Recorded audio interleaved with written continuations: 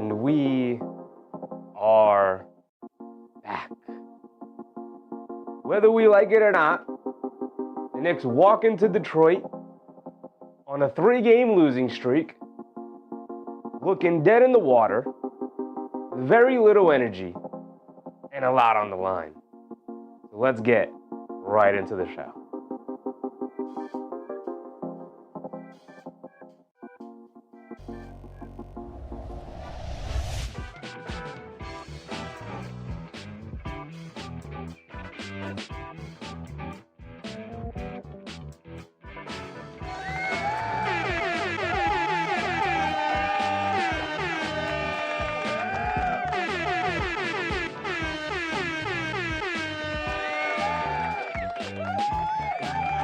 That's right. We are back once again to watch our new York Knicks. And are we excited?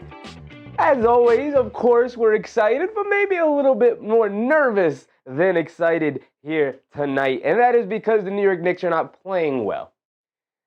The sky is not falling. It is frustrating. It is annoying. They are on the verge of dropping out of the 2 seed when we were just 3, 4, 5 days ago, looking at the Pistons for the 1 seed. The Knicks are now on the verge of dropping out of the 2 seed down to the 3, as the Boston Celtics are hot on their heel and the Detroit Pistons are off and running. And the New York Knicks, of course, are taking on the Detroit Pistons here tonight. We are in Detroit. The Knicks continue to have only 1 day in between these games, including constant travel in between these 2 games. Obviously, we've made note about the travel and the schedule. They played 10 games in 18 days, which, let me tell you, is a lot of games in a short amount of time. Schedule has not been kind to them. If you read between the lines of all of the articles that have come out recently about the New York Knicks from various beat reporters who cover the Knicks, who are around the team, who are around the organization, they're all kind of hinting at the same thing. This team's tired. This team is feeling the wear and tear of going out and taking the NBA Cup championship seriously, going out to Vegas, playing a couple of playoff games, including that championship game against the Spurs that technically does not count. So the Knicks should be 24-12 instead of 23-12. Right, the win that they had does not technically count towards their schedule. According to the NBA, that game actually never happened. And according to the New York Knicks, because they never raised the banner, that game never happened.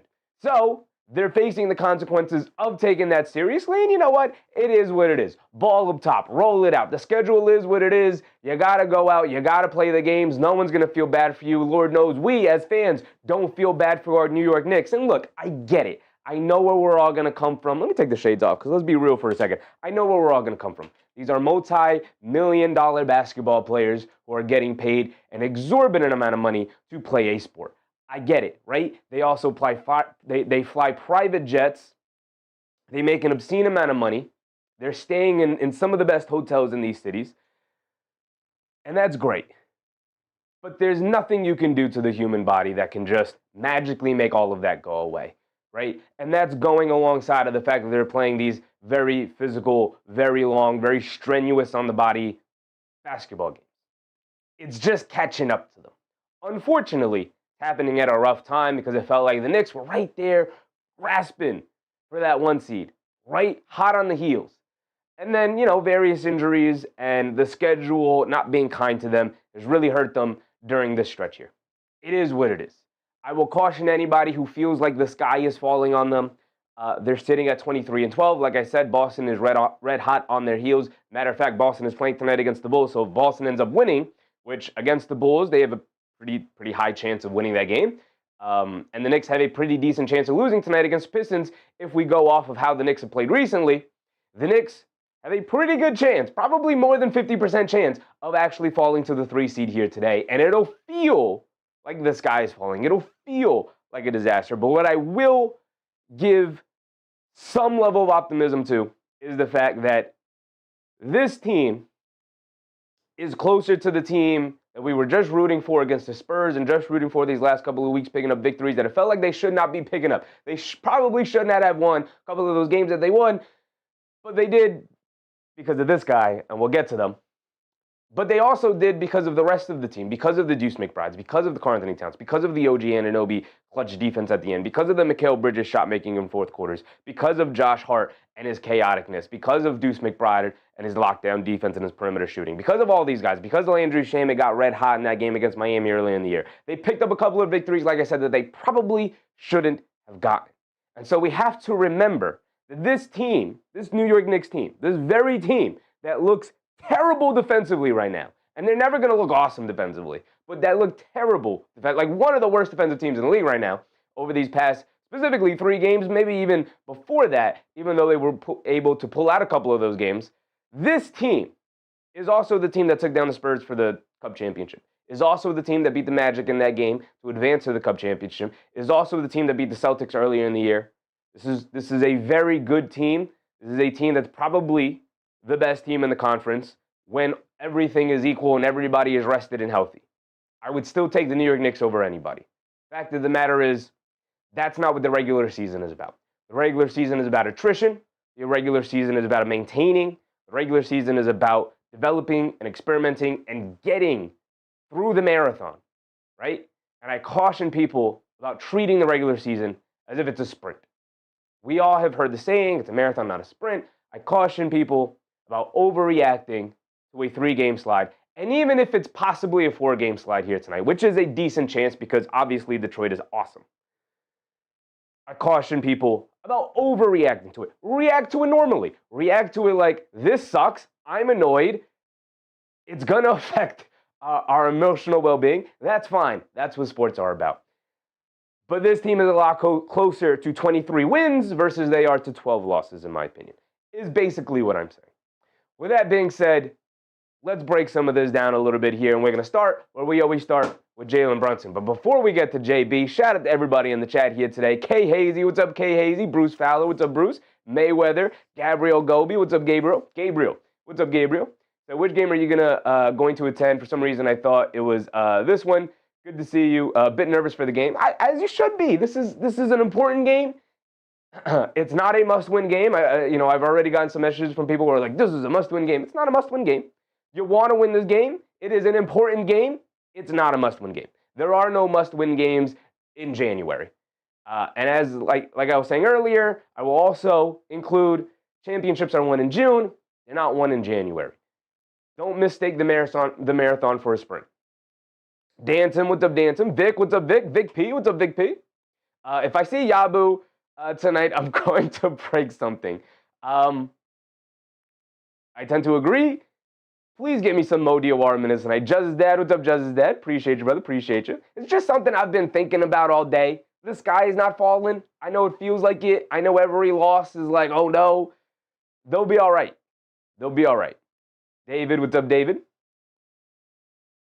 Mayweather, Gabriel, David, Bruce Fowler, Joey DeLuca, what's up, Joey? Eamon Owens, what's up, Eamon Owens? Big Rud, Juzz's dad, of course. O-Dog, what's up, O-Dog?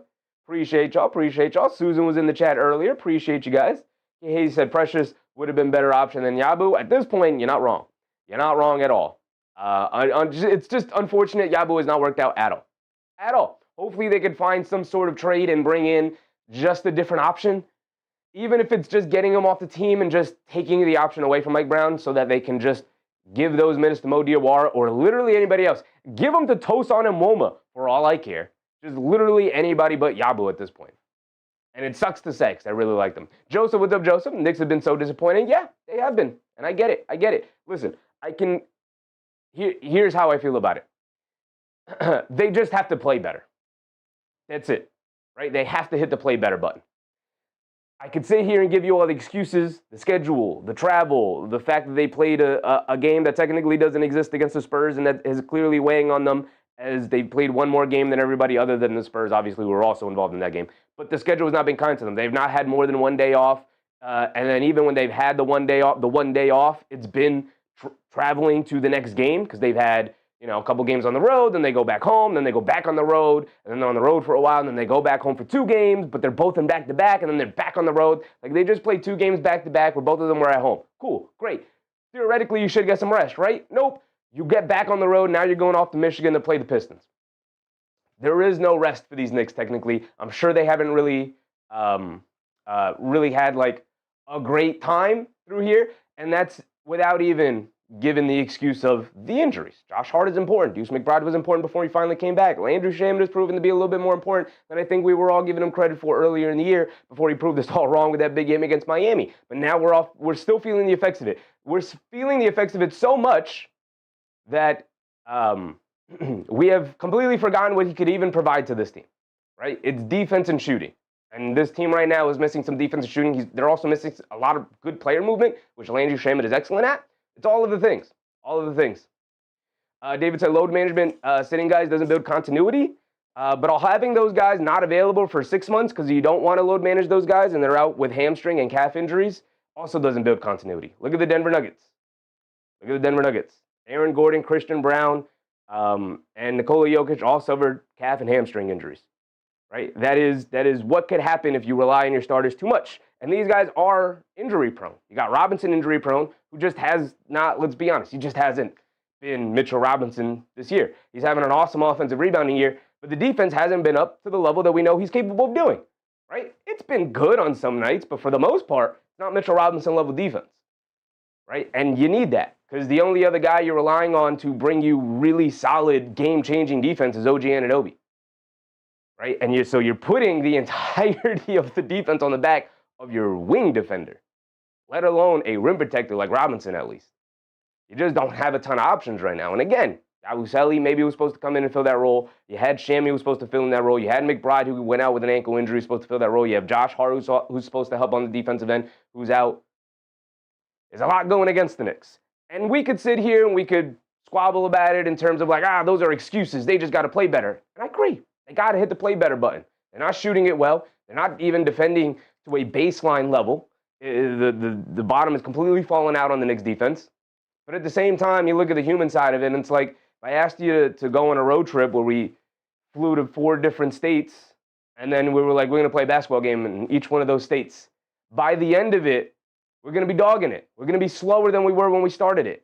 It just happens. It's human nature. We're in the middle of the season. We're approaching the 40-game played mark. We are sitting at, 35 games? We're there. We're almost there. We're 7 games out of it, right? About 2 weeks out of it. Week and a half, 2 weeks out of that. Middle of January, end of January is when we'll get there. It is what it is, right? These are the doldrums of the season. Oklahoma City is 6-5 in their last 11 games. Ceiling's not falling. It could happen. David said it's okay. This is not going to be our team at the trade deadline. Yeah, I highly doubt that. This is very much going to be their team at the trade deadline, after the trade deadline, brother.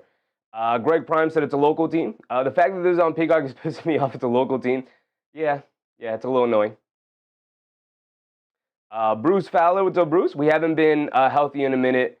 The wins kind of masked it. The wins definitely masked it. Also, the performance, I said this earlier in the year, and then the performances from the young kids made me question it a little bit. But now I think I was correct in my initial assumption, is that this team is not deep enough to sustain injuries, right? You have the Shamet injury, that sucked. Then you had the McBride injury. Now you have the Josh Hart injury. Mitch missed a couple of games with the ankle soreness. Towns missed a couple of games with a hamstring injury. And so they're just going to be cautious with those things and maybe sit them out a couple of games longer than, if this were a playoff series, they'd be back. Like Josh Hart's playing. Tonight's a playoff game. But you got to make sure he's 100% healthy because you have more than half think of all the basketball games we played already. We have more than half of the season still remaining. Don't mistake the marathon for a sprint. You're going to get embarrassed come the end of it when it comes to playoff times. And the guys are tired or injured. And nobody's 100% come the end of the season. But you can mitigate some of those things throughout the regular season if you're smart about it. Banging your head against the wall is what gets you fired like Tom Thibodeau. Oda Austin, what's up, Oda? Knicks cannot do anything in this season tonight. I mean, overall, I get what you're saying, right? They're not going to win the championship after tonight. They're not going to lose the championship after tonight. I still want to see them win. We all still want to see them win, don't get me wrong. Rose Pierce said perimeter defense systems are by nature more demanding than defending around the zone. New NBA is faster too, so no sense to compare load management to 90s basketball somehow. I don't know who was doing that, but that's a great way of putting it, Rose Pierre. I very much appreciate that. If you are comparing 2026 basketball with how fast and how physical these guys play out on the perimeter in comparison to the jogging that took place in the 90s and early 2000s, I don't know what to tell you. you might need to go back and rewatch some of those games in comparison to modern basketball with how fast these guys are playing. There's a reason why there's an uptick in Achilles injuries. There's a reason why there's an uptick in soft tissue injuries. Literally, any sports doctor, there's been multiple studies, multiple videos about this. The game is just significantly faster, and they're putting far more stress on their joints and muscles. Angela Harding, what's up, Angela? Bernard Johnson, what's up, Bernard? He said, it's good for our young guys to get reps, but they can't be relied on night to night. Great. Yeah, I agree with you. The issue is that they just don't really have a ton of options, right? The guys who you would normally rely on are out with injury. And so next man up is supposed to be the mantra, and like Tyler Kolek has stepped up. And I think for the most part, he's been good. But every now and again, he throws up a stinker, and he doesn't really give you anything.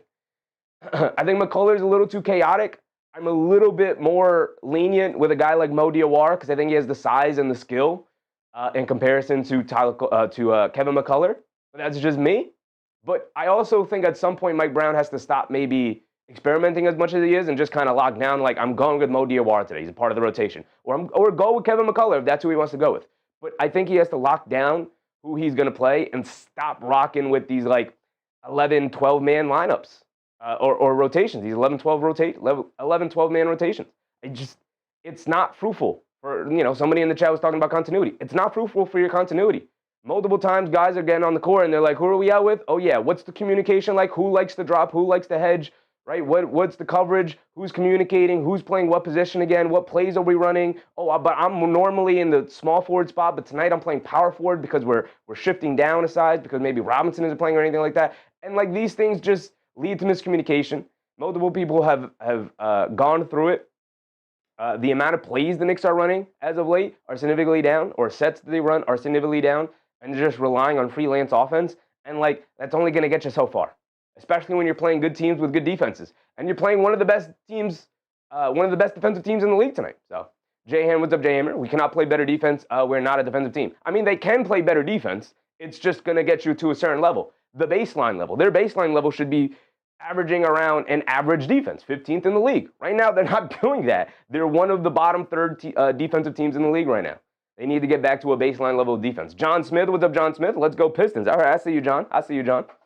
Jalen Brunson, we know what to expect from JB. Not much to talk about. Let's run through the Knicks real quick because we talk about these guys on a nightly basis. We've done 3 Knicks games in a row, so we know what to expect from our guys. Karl-Anthony Towns will be playing tonight. I expect him to do what he does. No Jalen Duren, so he's going to get the matchup against Isaiah Stewart, who's probably a better matchup for him. He's a much better defender than Jalen Duren, a much more versatile defender as well. He doesn't necessarily have the size of Karl-Anthony Towns. He's not 7 feet tall, but boy, oh boy, is he a fantastic defender, and so he should be a much better matchup versus Karl-Anthony Towns here tonight than I think Jalen Duren would be for the most part. Dogcatcher said Josh Hart returned. Josh Hart is close to returning. Probably sometime this week we'll start hearing about how he's on the court nearing a return, but as of right now, he is not ready to return yet. John Smith, I still got respect to the Knicks. I got respect to the Pistons, John. Coming into the year, I was like, yeah, the Pistons are the #1 team that I'm looking out for because they're right there. And you guys have definitely taken the steps required to get to that point because you're here. You're here. Rose Pierce said it's like Euro soccer 90s or earlier. Plays run maybe 8 to 10 kilometers per game at max. Now it's 12 to 15 or so. Yeah, I mean, even if that's a great point, Rose Pierce, because distance traveled is also something that is tracked in modern basketball, and it literally gets higher and higher and higher every single year, the amount of distance these guys are covering on a nightly basis. King Free, what's up, King Free? Mayweather said, does Beef Stew have enough lungs for starter minutes? I do think, yeah, I think he does. He's been a starter before. I absolutely think he does. But Karl-Anthony Towns is going to have his hands full with Isaiah Stewart. We got the OG Anunoby, who has been in a slump. The three-point shooting was at 40%. It's now dipping down to about 36%, which is obviously not nearly good enough, especially for OG Anunoby standards. We know he's a much better shooter than that, but he's currently in a slump. You could tell the legs aren't entirely there the way they were to start the year. This team is in desperate need of at least 2 days off. We've been calling it. They're not going to get it for another week and a half. I think it's around the 17th. Or like they play the 16th, and then I think they have 2 days off and play the 19th. But OG Anunoby, gotta lock in, brother. We're gonna need a good shooting night in order to beat the Pistons tonight. We're gonna need you absolutely because he's gonna garner the Cade Cunningham assignment. John Smith said Jalen Brunson's gonna have a handful guarding Cade Cunningham tonight. Well, he's not gonna guard Cade Cunningham. Obviously, Cade will also bring him to the action. So yes, in some instances he'll be guarding Cade Cunningham, but OG Anunoby will garner that Cade Cunningham matchup tonight, and did a pretty decent job on him during the playoffs. Obviously, when you get to the level that Cade Cunningham is at, when you get to the level that Jalen Brunson is at, there's only so much defense can do to disrupt you. Like, they can make it difficult, but at the end of the day, you're gonna get what you always get. Jalen Brunson's gonna get like 30-6 or 30-7 or whatever. Cade Cunningham's gonna get his regular like 30, 10 and 10 or close to his averages. Like, that is what superstars do. It does it, like, it may be efficiently, it may not be efficiently, but at the end of the day, they're gonna get closer to their averages. Rav Torres, what's up, Rav? Looking for a Knicks win tonight. I'm with you, brother. I'm with you. Raymond said, people calm down. It's just the beginning of the season. There's a long road ahead. Well, we're inching closer to the middle of the season. I wouldn't say the beginning of the season, but the general idea, I agree with you, Raymond. Absolutely. We're at the middle of the year. It is what it is. Don't mistake the marathon for a sprint. You will embarrass yourself towards the end of it. Dogcatcher said, thanks for the Josh Hart injury update. Knicks need their hustling art out there in the mix. They do. The last Josh Hart, like, full injury report that we got was a couple of days ago, in which they said reevaluate another week, but when it's an ankle injury, he'll probably make his return in about a week. So we're a couple of days removed that. So at some point during this week stretch, probably closer towards the end of the week, we'll start hearing he's ramping up. He'll be back with the team in a couple of games or so. So he's right around the corner. Rav said we're playing at home. We are in Detroit today. We are on the road. We are on another road game for the Knicks. Dave Del Rosario, what's up, Dave? Nice outfit. Let's go, New York. I had to bring the casual outfit out. The Knicks are on a 3-game losing streak. We had to do it. The Knicks are on a 3-game losing streak. I had to put on as much Knicks gear as possible. We got the the jacket over the sweater. So it is what it is. John Smith said, is Mitchell Robinson in the starting lineup tonight? I don't think the Knicks have announced their starting lineup. We will see. McBrown did put out a couple of quotes that said he was probably leaning towards a Deuce McBride in the starting lineup. Here we go. Starting lineup is going to be Mitchell Robinson. Mitchell Robinson is in the starting lineup tonight, John Smith. Nazlan, what's up, Nazlan? We get over to Mikal Bridges. We called him Mr. Consistency. I might want to change that nickname up. He was the Invisible Man last year. He is now Mr. Consistency. But at a certain point, I need him to step it up. I'm done asking for it. We've been asking for it these last couple of games with the Knicks dealing with injuries. It's like, okay, Mikal Bridges, you got to start scaling yourself up. But he just doesn't seem to really be all that interested in it. Doesn't really seem to be capable of doing it to that degree right now. I don't know necessarily what it is. Again, he's a guy who relies on constant movement, and with the schedule being what it is and all the excuses that we can give there. Kenny McLeod, what's up, Kenny? Drolano, what's up, Drolano? Jason, what's up, Jason? The Fleas, what's up, Fleas? With all the excuses we could give the Knicks in terms of like the energy levels and the schedule and the travel and all those things, sure. Guys like Mikal Bridges is who it's going to affect the most, right? Guys who rely on their constant movement, on their hustle, on the fact that they never stop moving, and that can get them easy layups at the basket with cutting, that can get them open threes in transition and stuff like that with their hustle, or easy layups by leaking out. You're not seeing a whole lot of that from Mikal Bridges right now, and it's another sign of the fact that like it is catching up to the Knicks, unfortunately. Lana Monas, what's up, Lionel? How are you? I'm good. How are you, Lana? David said we still need a piece or two to make us the team we want. Sure. The Knicks just don't have the avenue to really do that. They'd have to get extremely creative, and we'll see if they can do that. But for the most part, this team is who they are. They can maybe add a piece or two along the fringes, but it's not going to be anything major. Rav said, hopefully we play good defense against the Pistons. I mean, the Pistons are not a great offensive team. They're an okay at best offensive team. Obviously extremely reliant on Cade Cunningham, but they just had an outstanding performance from Dennis Jenkins. I think Karis LeVert is going to be out today. I think Tobias Harris is out along with Jalen Duren. So a lot of their offensive options right there go out the window. But, if the Knicks have OG Anunoby, they're going to throw him on Cade Cunningham. If you can maybe weaken the game that Cade Cunningham has, you can easily weaken the offense that the Pistons have. The issue is that their defense can also lead to their offense, and that's how they can generate a lot of easy baskets for themselves.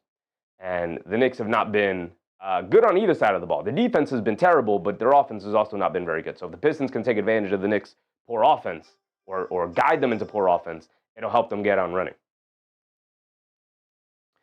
Tegan Hanley, what's up, Tegan? The Fleas, what's up, Fleas? 313, have a seat. Simon Jaw, what's up, Simon? Salvador Chavez, what's up, Salvador? Rose Pierce, we may see a low-score game, to be honest. Probably. That benefits the Pistons. They want to keep it as low-scoring as possible. They're a defensive-first team. Let's get to Josh Hart, who remains out with the injury. We've given his updates already. Miles McBride. Some thought that maybe he'd be in the starting lineup. I actually dig the Mitchell Robinson starting lineup tonight. Hopefully he has a much better performance. I thought he was absolutely terrible and disastrous against 76ers in his first game back after a 3-game absence. So hopefully he has shaken some of the rust off and he's a little bit more rested and he's ready to go tonight because the Knicks desperately need him. Desperately. Swivel, what's up, Swivel? Ronaldo said dropping 30 and 40-piece wing dinners. Bruns is going to drop a 50-ball recently, I think. Him, Shea, Steph, and Jokic did recently. We'll see. Mitchell Robinson, we just talked about Mitchell Robinson. They need him desperately stepping up here tonight, so hopefully we have a much better performance from him. Landry Shamet, no update yet. The last update we got was a couple of weeks ago, and they said a month, so in about 2 weeks we'll hit that point. So hopefully he is rounding his game. He's getting back. The last update we got was he was on the court doing some basketball activities, but he was not taking any contact yet. So the next phase is for him to get cleared for contact, and then hopefully we'll start hearing him ramp up to be ready to come back to the team. Because boy, oh boy, do they need his shooting, do they need his movement, do they need his defense. Everything that Landry Shamet provides, this team desperately needs right now. And Landry Shamet isn't even that great of a player. He averaged 9, 2, and 1 before he went out with the injury. But you look at the efficiency, 42% from three-point range is obviously the biggest number for him because he's mostly a three-point shooter. But just another option, just another live body, just another guy who's comfortable in this offense, who can move, a guy with fresh legs. Boy, oh boy, do they need Landry Shamet back desperately. Raymond said, I'm expecting them to ball out. Absolutely. John Smith, who do you think is the 5 MVP candidate right now? It's hard to know because until you're ruled out with by missing 25 games, I'm not going to rule you out. So I'd still have Wemby in there. I'd still have Jokic in there with Shea. That's 3. And then on the outskirts, you could. I think Giannis is still in there. I don't think he's missed the appropriate amount of games yet. And then you could put like either Brunson or Jaylen Brown or one of those guys in there. Reddy, what's up, Reddy? Stir Show, what's up, Stir Show? We get the Jordan Clarkson, who has not been good. The roller coaster of the Jordan Clarkson experience continues. At one time, he's giving you 20 off the bench. Another time, he's giving you 2. It is what it is with Jordan Clarkson. I'm scratching my head and figuring out who are we going to get tonight. Hopefully, we get a good version of Clarkson because, boy, oh boy, we're going to need it. We are desperately going to need it. Gershon Yabusele, I don't have too many nice things to say about Big Yabu. I'm rooting for him. It's just not working out with this team. Hopefully he gets traded to a team where he can actually show his worth. But it's not going to be here with the Knicks. I hope the Knicks can find some value in a trade for him, but I'm not expecting it. Simon said Shamet is overrated. They just need a live body off the bench who could hit a 3 and play some defense, Simon. No one is overrating Shamet. We need a 9th man. Right now we are relying on McCullough and Diawara and literally anybody with a pulse. Bruce Schlegel, what's up, Bruce? I need T. Smith to top off, and I did have Brown and Johnson on my lineups. One lineup has Johnson and Brown on it. Interesting. John Smith said Luka has to be in there. Not really. He's on the outskirts for me. The Lakers, I thought the Lakers were outperforming who they actually are earlier in the year, and I actually think they're sliding back down to where they usually are, and a lot of it is on the back of the fact that Luka has been inefficient, turnover-prone, and has just been a traffic cone on defense. I can't put you top 5 MVP if you're doing all those 3 things. I do think the Lakers are going to go on a bit of a struggle here. Tyler Kolek, don't have much to say about Tyler Kolek other than the fact that he's been somewhat consistent. He's been fine. He's been cool. He's saved 2 games for the Knicks, 2 very important games, the Christmas Day game and the NBA Cup Championship game. So he's obviously good in everybody's heart here, Tyler Kolek, the prodigal son. Hopefully we get a nice, solid performance from him out of him here tonight. They're going to need somebody to step up outside of the usual guys, which is mostly Jalen Brunson. But real quick, let's get to the Detroit Pistons here.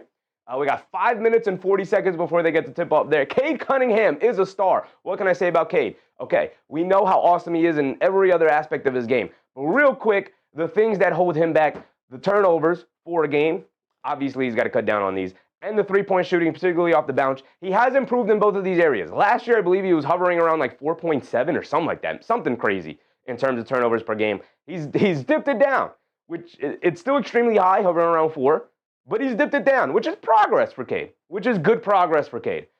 He's been better this year overall, and 33% from three-point range is still a struggle. Teams will go under screens and dare him to shoot. He has knocked down a couple of more shots off the bounce recently and looks to be getting a little bit more comfortable doing that. He will get better as the season goes on. But we know everything else. Cade Cunningham's awesome. He's a handful to deal with. There really is no guarding Cade. He's going to get to his numbers. Like Jalen Brunson, once you hit this level of stardom and you start knocking on the door of superstardom, there really is no guarding you effectively. It's just slowing you down or making it difficult or maybe or making you use as much energy as possible to get to these numbers. That's it. That's it. That's all you can do when you get superstars like Cade Cunningham.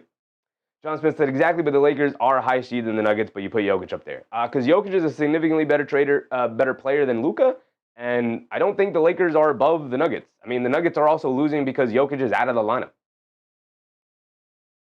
The Nuggets are 23-12.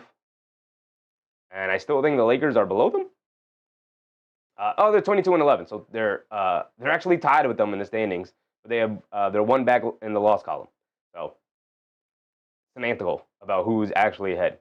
I'd still take Denver in the long run, and Jokic is a way better player than Luka.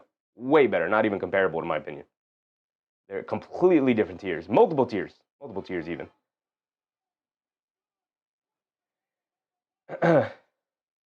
Jason said all that means is he's going to make a ton of threes versus us. Ridiculous. Possibly. And the Knicks will give him wide open three if they're wide open three because that's what they do. That is what they do. Let's go over Jalen Duren real quick. Jalen Duren has been awesome. He's making the All-Star leap. He's phenomenal this year. I adjust that real quick. He's been awesome this year. Great for him. That's awesome. That's great. That's cool. We all love it. The issue with Jalen Duren, he's not playing tonight. He's out with a little ankle injury, nothing major, a little rolled ankle, didn't even fully sprain it all the way, so he's only going to miss a couple of games here. At least that is the hope. Obviously, not room for any players to be injured, but he is not playing today. So a little bit of a benefit for the Knicks because he has been their second go-to guy offensively. He's taken a nice leap, 18 points per game, 11 rebounds. He's going to make his first All-Star team, and he'll probably make his first All-NBA team this year. BD Buster, what's up, BD Buster? Detroit Pistons fan here. You know what the odds are for this game? I don't know what the odds are for this game. I can see right here. The Knicks are -1.5. That's all I can tell you. We got the All-Star Thompson. All-Star Thompson is kind of becoming, and any Pistons fans in the chat, let me know if I'm misrepresenting this. Kind of become a little bit of a scapegoat for Pistons fans complaining about the way the team is playing or any losses they sustain. They often maybe point the finger at All-Star Thompson. I know that's probably a loud minority, but it is a very loud minority. I've been hearing it a lot, and we've had some Pistons fans in the chat because we've done some Pistons games talk about how they would like to move off of All-Star Thompson or move him to the bench and, upgrade Ron Hollis to the starting lineup. And I'm like, I don't know what you guys are watching. 11.5 points per game, 5.8 rebounds, 2.6 assists, literally one of the best perimeter defenders in the league. 51% from the field. Obviously, three-point shooting is rough. The free throw shooting is rough, but my goodness, is he a monster defensively. And he's pretty damn great playing off the ball. He's a very smart, very intuitive player playing alongside Duren and Cunningham. We're getting ready for tip-off here, so we're going to start running through this very quickly. We get to Jaden Ivey. Jaden Ivey still working his way back from the injury. At least the three-point shooting is still there for J.I. He's supposed to be a guy who can take some of the ball-handling responsibilities off of Cunningham's shoulders. He hasn't necessarily been that guy all year, but again, working his way back from the leg injury. Was a pretty major injury. Just that said, Peacock thinks that this game is going to be over an hour and a half at 8:30. I did see that. There is another Peacock stream game at 8:30, but they're just going to run a simultaneous stream is what's happening just as that. They do have another game scheduled for 10, the late game. Warriors, Clippers. So there's that. Tobias Harris is also out with an injury. He's a key veteran presence for this Pistons team that has actually helped them make the leap. Right now, he's kind of trade fodder, but he's very important to this team, in my opinion. We get the Ron Holland, who, like All-Star Thompson, has his struggles in terms of knocking down, being efficient from the field. But what he brings is defense and athleticism and energy and effort, and that could really hurt the Knicks. Energy and effort. Isaiah Stewart will get the start at center here today. He's the better defensive big versus him and Duren. Duren's not bad either, but Isaiah Stewart's been phenomenal defensively this year, almost 2 blocks a game. He's been fantastic as a rim defender. The stats back it up. He's been great. He's going to be a handful for Karl-Anthony Towns. I think it's a pretty damn decent matchup for him. We'll see how Towns attacks it. Maybe he can get him to foul trouble early. We got the Duncan Robinson, who's filling in the Malik Beasley role. They very much needed another sharpshooter off the bench for him. The starting lineup is Cunningham, Robinson, Thompson, Paul Reed, and Isaiah Stewart. We know the Knicks starting lineup of Brunson, Bridges, Anunoby, Towns, and Robinson. We're getting to the tip-off here.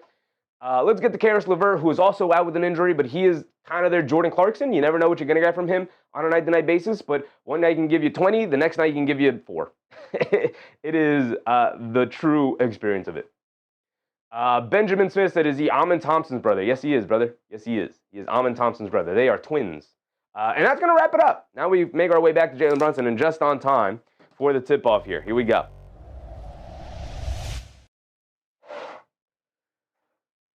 Whew. And now we can make our game full screen. Guys are coming out for the tip-off, and here we go. It's our Gamecast. There you guys up here.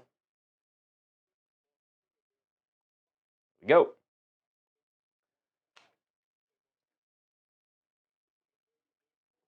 Simon Josh said, Doors is calling the game. We're going to lose. The Doors Burke curse is real, and it's true, and it's alive. Rolano said, why are you so tripped? Home tonight? Let's see. Gotta wear the Knicks gear to root on our guys. Robinson wins the tip, and Brunson has it up top. They get it over to Towns. Towns throws it down low to Anunoby. Pump fake, draws the foul on OG Anunoby. OG Anunoby draws the foul on Isaiah Stewart. Start the game. It should be a goaltend. Isaiah Stewart went up to contest and grabbed the rim. I think they're going to wave it off. No goaltend? If you grab the rim on a foul, on a shooting foul, how's that not a goaltend? All right. Already a little annoyed. How's that not a goaltend? Anunoby at the foul line knocks down the first one. Mayweather said, break out the most powerful mic in sports.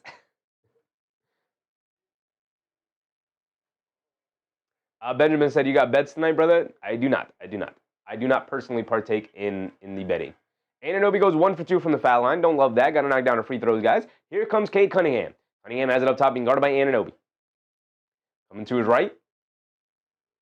Now they spray it out to Robinson. Robinson puts up the 3. Knocks it down and gets fouled by Jalen Brunson. Not a good way to start your defense. Brunson runs into him. And Duncan Robinson will go to the foul line for one more. DB said, hopefully the refs don't get in the way too much for each team. I just want a consistently called game.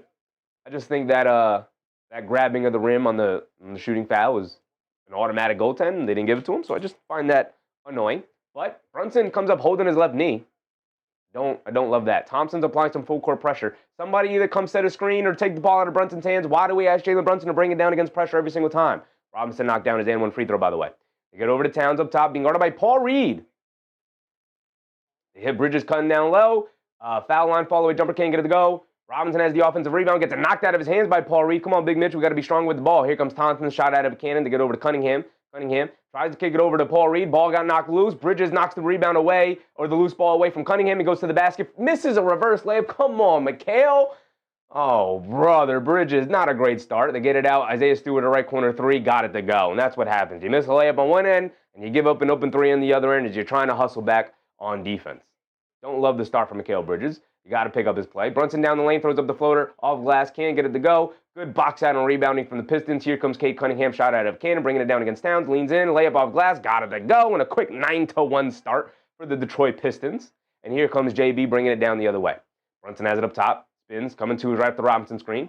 Brunson snakes it back to his left hand. He throws up the floater in the lane, and he got it to go over Stewart. All right, the Knicks' first made basket of the night. We'll take it. Pistons will bring it down the other way.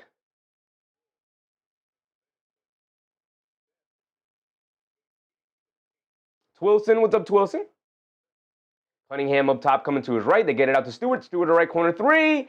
Airballs that one. Paul Reed with the offensive rebound, though. He has it in the post, pulls it back out. Hands it off to Cunningham, coming to his right of the Paul Reed handoff. Back to Paul Reed in the lane. Hesitates for a second, throws up the floater, and gets it to go over Bridges. I think Bridges, if you're going to come up there in the middle of the lane, you got to be a lot more aggressive on Paul Reed and make him hesitate and put the ball on the floor or shovel a pass on there and hope your teammates come over to help you out. Brunson on the right wing coming off a Robinson screen. Brunson gets it over to Robinson. Robinson, high post. Hands it off to Towns and gets fouled by Paul Reed.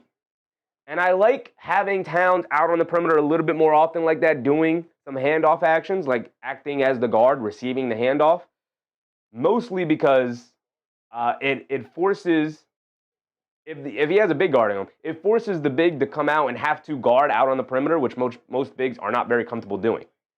So the Knicks inbounded into Robinson. Robinson taking Stewart off the bounce, driving it down to the basket, misses the finger roll layup way off. Robinson looking for a foul call. Come on, big Mitch. We know that's not your game. Thompson bringing it down the other way. Leaves it off for Cunningham. Cunningham coming to his left. Anunoby guarding him. Down the lane, flips left to the left hand. Can't get it to go. Maybe Robinson got a piece of it. Cunningham looking for a foul call. He doesn't get it. Allowing them to play a little bit as they're attacking the basket here. Brunson bringing it down against Thompson. Driving it down in the lane. Takes the bump. Throws up the floater. Got it to go from JB. Attacking early. Getting the basket there. It's a 6-point game, 11-5. 9 minutes to go here in the first quarter. Cunningham bringing it down. He has it up top, being guarded by Anunoby. AP, what's up, AP? Paul Reed has it up top, being guarded by Towns. Paul Reed trying to get it to Cunningham. Good to now defense from OG Anunoby. Forced to swing it out to Thompson. Thompson being guarded by Bridges. Driving to his left, putting his head down, spinning to his right in the lane. Puts up the little push shot. Can't get it to go. Looking for a foul. Doesn't get it. Paul Reed snacks the rebound over to himself. They kick it out to Cunningham. Swings through to his right down the lane. Steps through, across, flips it out to Paul Reed. Paul Reed got the layup to go. Looked like Paul Reed was maybe out of bounds, but the ref was standing on the baseline. I'm just going to assume he wasn't. Here come the Knicks bringing it down the other way. It's back to an 8-point game. Brunson hands it off to Bridges. Bridges dances with it against Robinson. Fall-away jumper in the paint, and Bridges finally breaks the schneid and gets on the board after missing his first 2 of the game. 7-13 now, approaching the 8-minute mark of this first quarter. Cunningham bringing it down against Anunoby, coming to his left. Driving it down, kicks it in the corner to Thompson, catches it on the run all the way to the basket, reverse layup, smokes a layup, Paul Reed. Oh, nope, they call a late whistle is called on Bridges, so it'll send Thompson to the foul line for 2. Thompson, a 50% free throw shooter this year, not very good at that, so. Dutch B, what's up, Dutch B? Juan Manuel Leyva, what's up, Juan? Maybe said, remember I said 4-game losing streak? Yes, we know. We know Captain Pessimism is in the building, AP. It's very possible. It is very possible. The Pistons are playing, just flat out playing better than the Knicks are right now.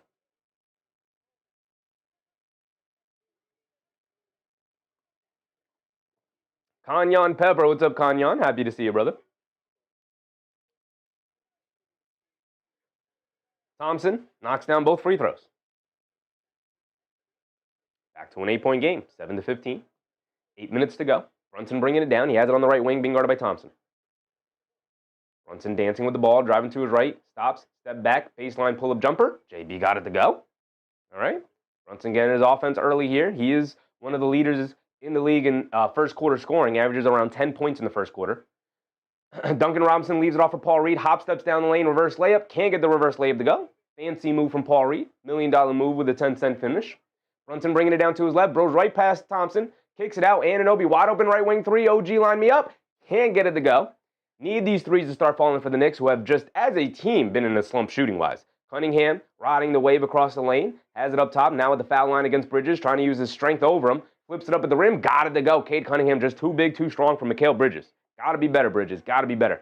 McBride is in the game, by the way, for Robinson. He gets it over to Brunson. Brunson dances with it against Thompson. Pulls it out. Good defense from him. Coming to his left off a good town screen. Pull-up jumper over 2 defenders. Got it to go anyway. My goodness. The Stars are doing their thing early. Cunningham and Brunson going at it.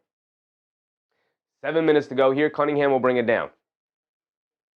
Cunningham has it up top. We're approaching the halfway point here in the first quarter. Cunningham dancing with it. Being guarded by Anunoby. Hits Duncan Robinson coming back door. Slips through his fingers, though, as he couldn't hold on to the pass and flies out of bounds. Ball going back to the Knicks. We're going to get a full Pistons timeout here. Okay. A-Rod, what's up, A-Rod? All right, 17-11 start. Knicks offense inconsistent. Knicks defense inconsistent. 6-point game. All right. Been a lot of Jalen Brunson, not a lot of anybody else. JB with 8 points already, 4 for 5 from the field, doing his thing. Okay. Anybody else want to get on in the action? I'd appreciate it. I'd appreciate it. Deuce McBride just subbing in here.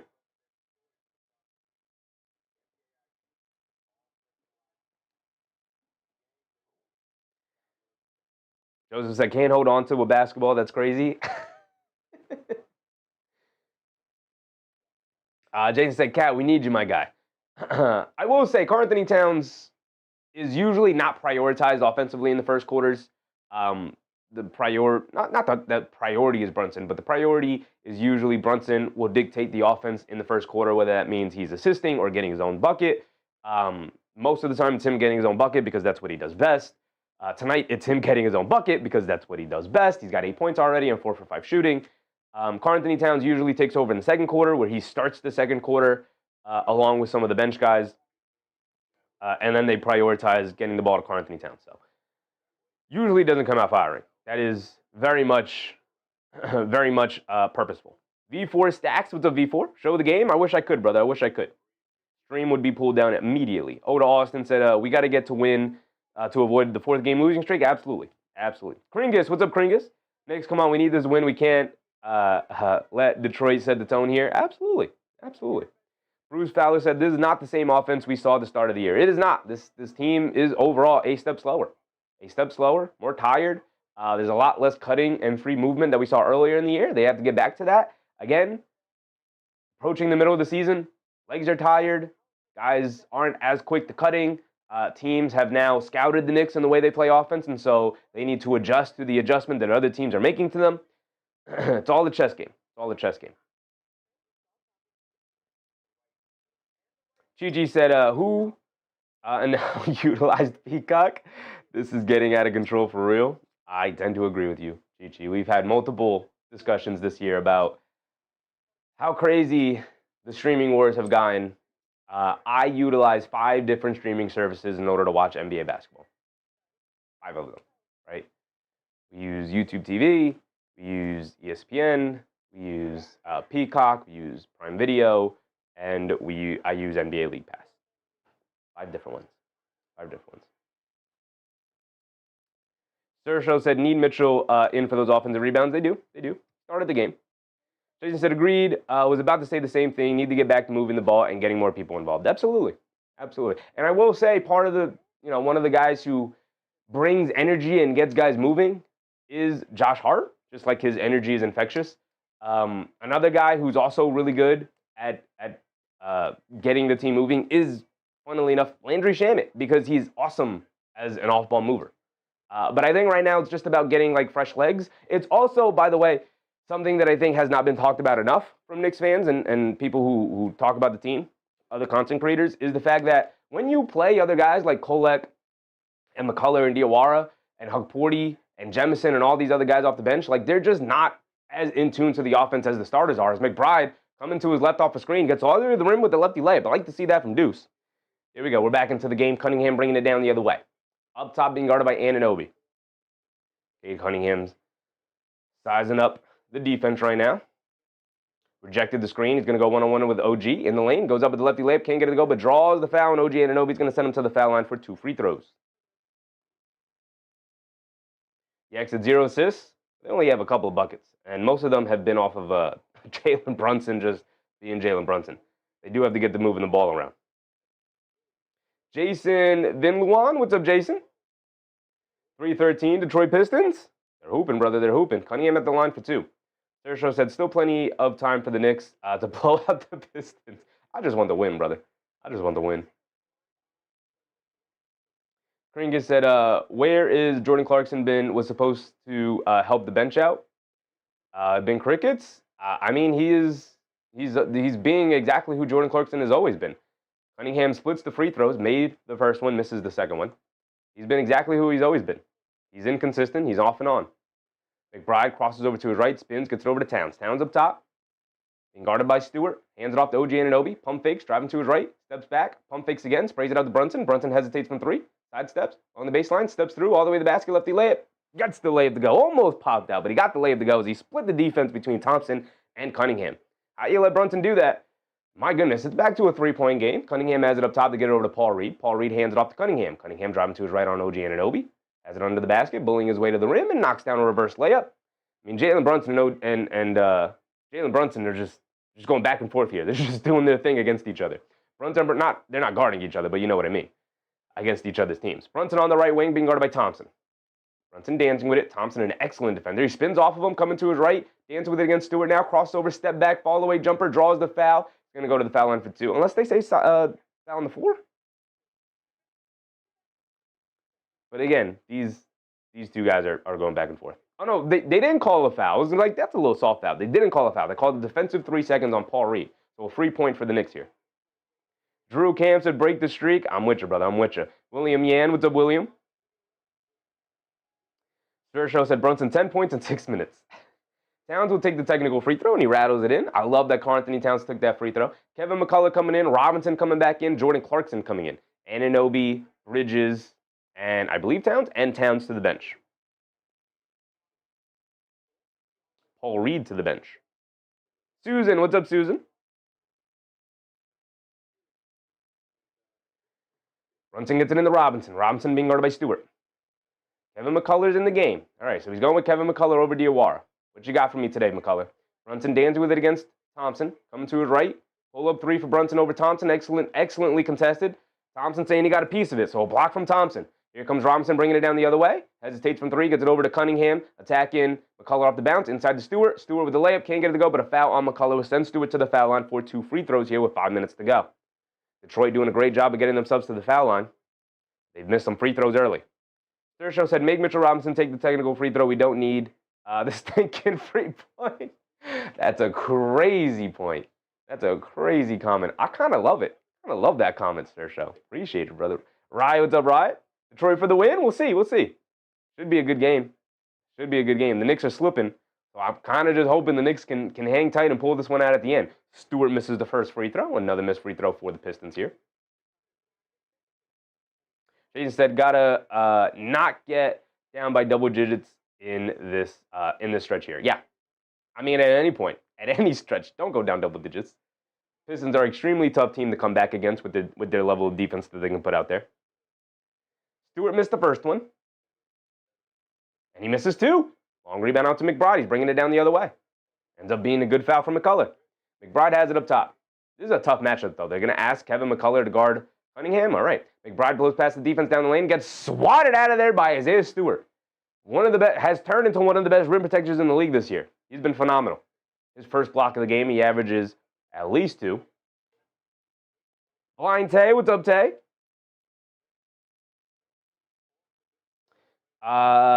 Jasmine Lily, what's up, Jasmine? Why we can't see the other team who's in? Because ESPN changed the way they format this, and so I'd have to change up my entire format. I don't have the time to do that right now, but if you want to know who's in, I'll let you know. McCullough backs in, fall-away jumper, gets blocked by Holland, knocked out of bounds by Robinson. It's going to go back to the Pistons. McCullough looking for a foul. He's not going to get it. For the Pistons right now, you have Isaiah Stewart, Cade Cunningham, Ron Holland, Javonte Green, and Jaden Ivey. Ivey has it up top being guarded by McBride. 4-point game, 20-16, 4:30 to go. Cunningham being guarded by McCullough, coming to his right, pocket pass to Stewart. Stewart down the lane, kicks it out to Ivey. Ivey hesitates from 3, being guarded by McBride, putting his head down attacking. Step back, follow-away jumper in the paint. Excellently defended, but it did not matter. Ivey knocks down the step back jumper about 10 feet away anyway. Brunson up top being guarded by Javonte Green. In the corner to McCullough, going along the baseline, gets caught in the air, kicks it out to Clarkson. Clarkson up top fires a straightaway 3. Jordan Clarkson got his first shot to go. It's usually a good sign for JC. Why do we have 19? What did I miss there? The Towns extra point free throw. Did I not give it to them? 19-22. It's a 3-point game. Cunningham danced with it up top against McCullough. Blows right past him for a scoop layup. Got it to go. This is going to be a rough stretch. This is usually the time you'd put Josh Hart on him. Clarkson another 3. Clarkson another 3. He's come out firing and he's ready to go. 22-24. Under 4 to go here. Cunningham on the right wing being guarded by McCullough. Going to have to learn fast. Now they bring a double team over to Cunningham to get it over to Stewart. Back to Cunningham. Coming to his left off the Stewart screen. Pull up 3 for Cade Cunningham. Rattles that one in. That's a bailout for the Knicks defense, but he rattled it in. You definitely want Cade Cunningham settling for jump shots. That time he felt comfortable taking it, and he knocked it down. Brunson coming to his left. They show 2. Now they retreat back. Ron Holland got the Brunson assignment right now. Brunson driving it down. Stop, turn, spin, fall-away jumper over him. Too strong, can't get it to go. Robinson carving out space in the paint. Grab the offensive rebound. Kicks it out to McBride. McBride, a right wing 3. Line me up. Deuce McBride for 3. We knew that one was going in. We just knew it. And the Knicks threes are starting to fall here in this first quarter. Hopefully they can continue that throughout the game. Cunningham on the right wing being guarded by McCullough. Cunningham directing traffic, coming to his left. They show two. They get it out to Holland. McCullough comes up with a steal. Excellent steal from McCullough. Bad pass from Cunningham. Clarkson, a right corner three. Off the back rim, can't get that one to go. Fight for the rebound. Holland pulls it out. Holland bringing it down the other way. Has it on the right wing, being guarded by McCullough. They get it up top to Ivy. And a timeout from the Pistons. Oh, I don't love that timeout from the Pistons just because they had a mismatch with Cunningham being guarded by Brunson there. Probably would have taken advantage of that possession right there first before I called the timeout. But timeout from the Pistons here. Both teams get a breather. The Bob said Clarkson is a ball hog. I don't think Clarkson's a ball hog. He's got a very specific set of skills, and those set of skills are when the ball touches my hand, I'm going to go look to get a bucket. And that is a very much needed skill. Here's a reason why he's a career sixth man. Those are very much skills that teams need. I need you. Ball in your hand, go get me a bucket. James Cookfield, what's up, James? If the Knicks don't win, I fear the armchair GMs will come out of the woodwork. Oh, they've already been out, James. They've already been out. I've been dealing with a lot of them. And I try to send the same sentiment out. I understand where everybody's coming from. The annoyance, the frustration, losing does not feel good. But the sky's not falling. They will be fine. They will be fine. Drew Cam said, how you feeling for the Knicks tonight? I mean, I'm feeling fine. Feeling the way I feel for most games. The Knicks are a really good basketball team. They're missing some guys. They are very tired. But they're playing well so far to start the games, 27-25. Hopefully this can continue, and they'll be able to pull it out. Feel fine. Feel fine. Win or lose, it will not change the way I feel about this Knicks team. Patricia Gonzalez, what's up, Patricia? Vamos, Detroit. Another Detroit fan. Appreciate you, Patricia. Bruce Fowler said, rotation looking better as players get healthy. I mean, listen, we're not going to see McCullough. We might not even see Kolek when the team is fully healthy. We'll see. They're great. They seem to be great depth pieces, but we'll probably won't see them as the season goes on and the Knicks get fully healthy with Shamet back and with Josh Hart back, who are the two guys we're missing tonight. I've said this before. I'll continue to say it. The Knicks are not a deep enough team in order to sustain multiple injuries to important players. Josh Hart is a very important player. Landry Shamet is a decently important player. But once those guys go down and you're relying on the Kevin McCullers and the Mo Diawaras of the world, it starts to get very, very iffy. Dexter Davis, what's up, Dexter? D-Vaz, what's up, D-Vaz? This game is a battle in the East, too. See who's the beast. I mean, it is. It is also still a January game. These teams will play 3 more times this year, I believe, right? 3 more times or 2 more times. They play 3 games in the regular season this year. So, you know. Should also get this ready so we can go over some team stats after this first. We're winding down the time here. We have a couple of other games. This is the first game to tip off here tonight, but we got a couple of other games we can go through as well. We'll get this ready there. We'll save box scores for halftime, but we will go over team stats after the first quarter here. Spool said, hopefully I'm in the game later. Hopefully, brother, hopefully. Edie Mund-Phillip, what's up, Edie? He said, shout out to you. The NBA got to stop with these weird streaming apps. I'm with you, Edie. I'm with you. Edie. I'm calling you Edie as if your name's not Ed. I'm sorry, Ed. I'm with you, Ed. I'm subscribed to 5 different streaming services in order to watch these basketball games. John Smith said, Trayon agent is looking to move. Oh, Trey's looking to move out of Atlanta. Yeah, that report did come out just before the game started. This game started. Dennis Jenkins dribbles into a pull-up jumper. Can't get that one to go. Robinson with the rebound. Here comes Jalen Brunson. Knicks get a stop. Let's see if they can get a score, and they will either tie the game or take the lead here. 2:30 to go, just under 2:30 to go. Brunson has it up top being guarded by Green. Green's a good defender, but not as good of a matchup against Jalen Brunson. They show 2 to him. They swing it out to McBride. McBride attacking to his left. They kick it out to Clarkson. Clarkson hesitates from 3, sets himself again and fires it up. Rattles it in, but he can't get it to stay. Good box out and rebound from Paul Reed. And Dennis Jenkins will bring it down the other way. Jenkins has it up top, being guarded by Bridges. They swing it out to Ivy. Ivy hesitating from three. He's got Robinson switched on to him. He's going to settle for the three now over Robinson, and he's going to knock it down. Nice shot from Jaden Ivey. They get it into McBride, and McBride will bring it down. Don't give it back to Brunson. We don't have to give it back to Brunson. Run some offense. Brunson, go get off ball. There you go. McBride has it up top. Coming to his left off a Robinson screen. Paul Reed hedges out. McBride gets it over to Clarkson. Clarkson loses the handle, picks it back up. Almost turned it over. Get it over to Bridges. Bridges being guarded by Holland. Has it against him in the post. Backing him down. Stop. And gets stripped. Clean strip. I thought they called a foul, but it's a clean strip from Holland. He's bringing it down the other way. It's his second excellent defensive play of the game. Holland gets it over to Paul Reed. Paul Reed has it up top. Back to Holland. Back in the baseline. Goes up.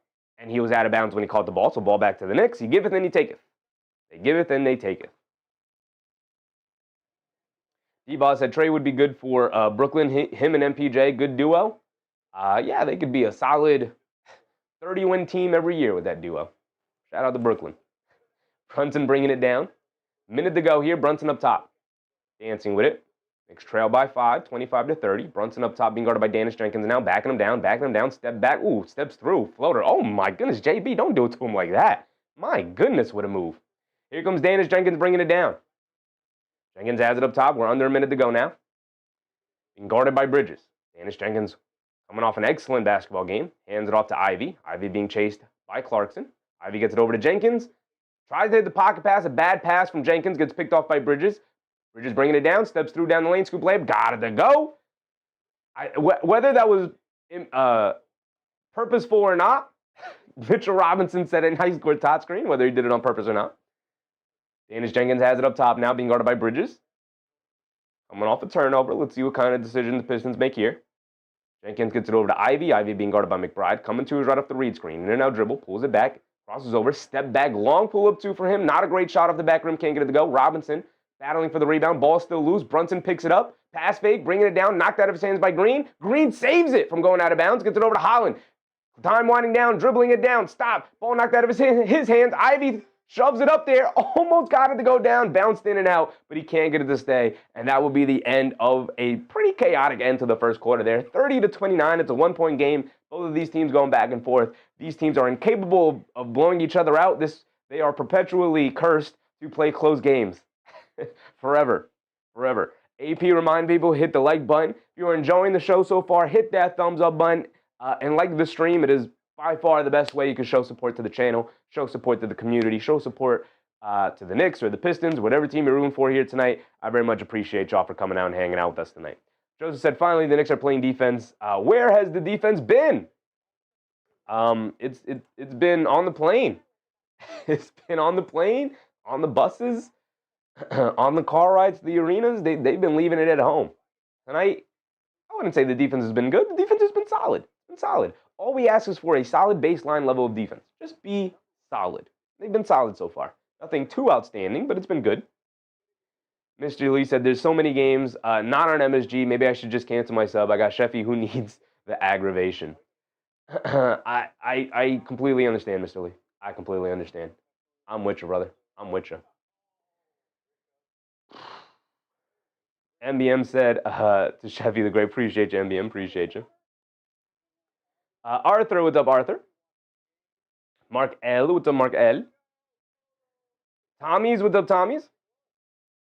He said 600 plus viewers. Can you hit the like button, please? Appreciate you, Tommy's. Appreciate you.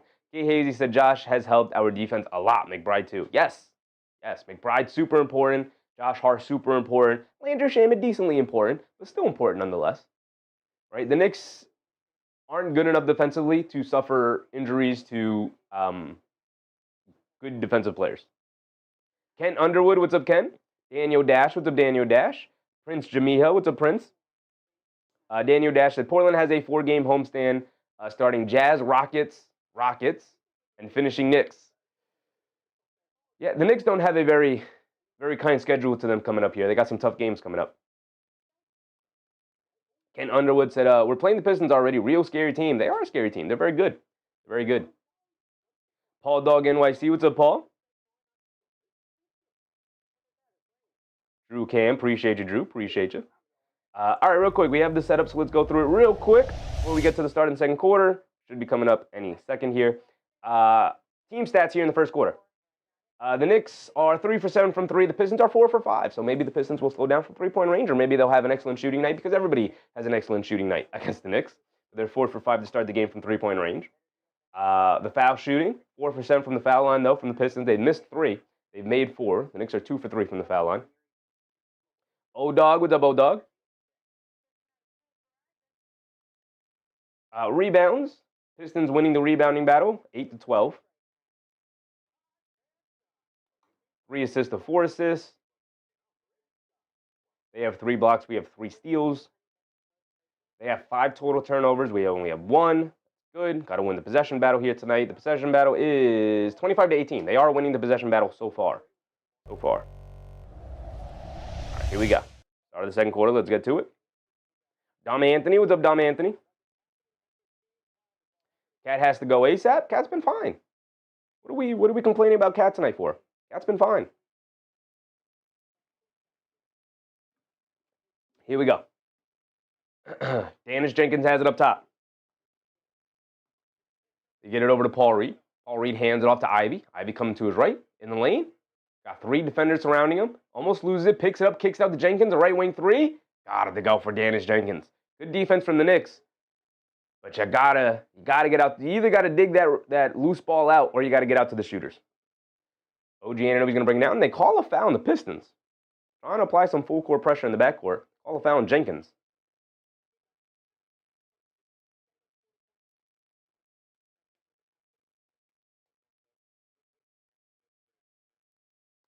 Damon Lane, what's up, Damon? What's your least favorite language? I don't have a least favorite language. I'm pretty indifferent to most languages.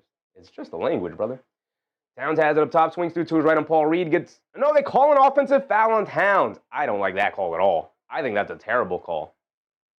Let me see it again. Let me see the replay. Yep, hooks him. He hooks him every single time. Every single time he hooked him with the left arm on Paul Reed. Stop doing that. Stop doing that. Use the off arm to push off. Don't use the off arm to hook. Ron Holland down the lane, knocks down a floater. Why? The Fleas with a very generous super chat. Appreciate you, Fleas. He said, 1 rebound, 1 point. Cat needs to do more. Unacceptable. It's the first quarter, dog. You got to watch some Knicks games. They don't prioritize Karl-Anthony Towns in the first quarter. They prioritize their perimeter play. Come on. If this is the stat line going into and they call an offensive foul, and OG Anunoby driving to the rim now. Back-to-back offensive fouls. Let me see the replay on this one. And OG hooks Holland. That is an offensive foul for sure. What is going on with the Knicks right now? Towns, I understand. This OG hook, I don't like it. What are we doing? What are we doing, guys? Danish Jenkins has it up top, coming to his left. Pulls it out, dancing with it. Get it over to Paul Reed. Paul Reed's going to fire up the straightaway 3. Throws up a brick. It's a loose ball. Anunoby able to dig it out. They get it over to Kolek. Kolek bringing it down. Come on, Kolek. You got to bring some sense to this offense. Driving it down, middle of the lane to kick it out to Clarkson. Clarkson hesitates from 3. They get it over to Towns, who fires the 3, and he splashes it nothing but net. There you go.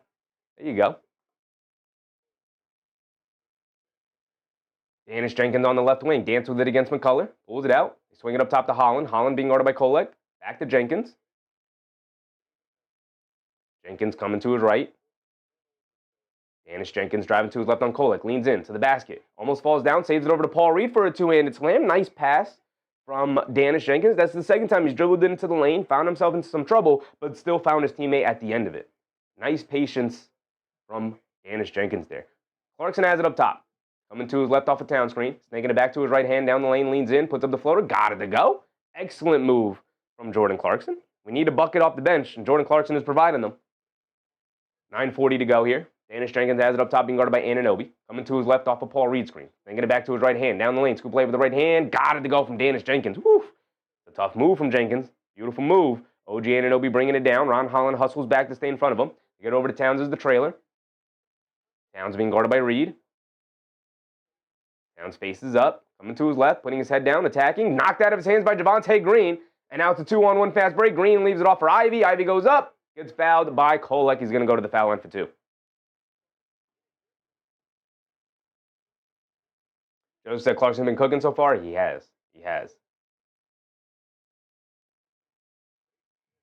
Drew Camp said Cat has to have more points. You just need Karl-Anthony Towns to play better. I got to stop looking at the box scores. Come on. He's playing fine. I would like him to not commit offensive fouls like that the way he did previously, but he's been fine. He's been perfectly fine. Jason said Jenkins doesn't want Sasser to ever see the court again. Good Lord, he's balling. He is balling. And Sasser is also pretty damn good. So I don't know. Some team, if I'm a team that needs another piece or something, I'm calling up the Pistons and being like, look, you got a guard glut. You want to send me over Sasser? I'll take him off your hands. If I'm a team, I'm trying to steal Sasser or Jenkins away, one of the two, because one of those guys both of those guys are legit rotation players. Bridges comes in for Anunoby here. Tommy said Sasser's getting traded. One of them's got to get traded. Ivy at the foul line. He missed the first free throw. He does knock down the second one. A lot of missed free throws for the Pistons here tonight already. Kolek will bring it down against Jenkins. Jenkins knocks it out of bounds. Jenkins a good defender and a very much improving offensive player.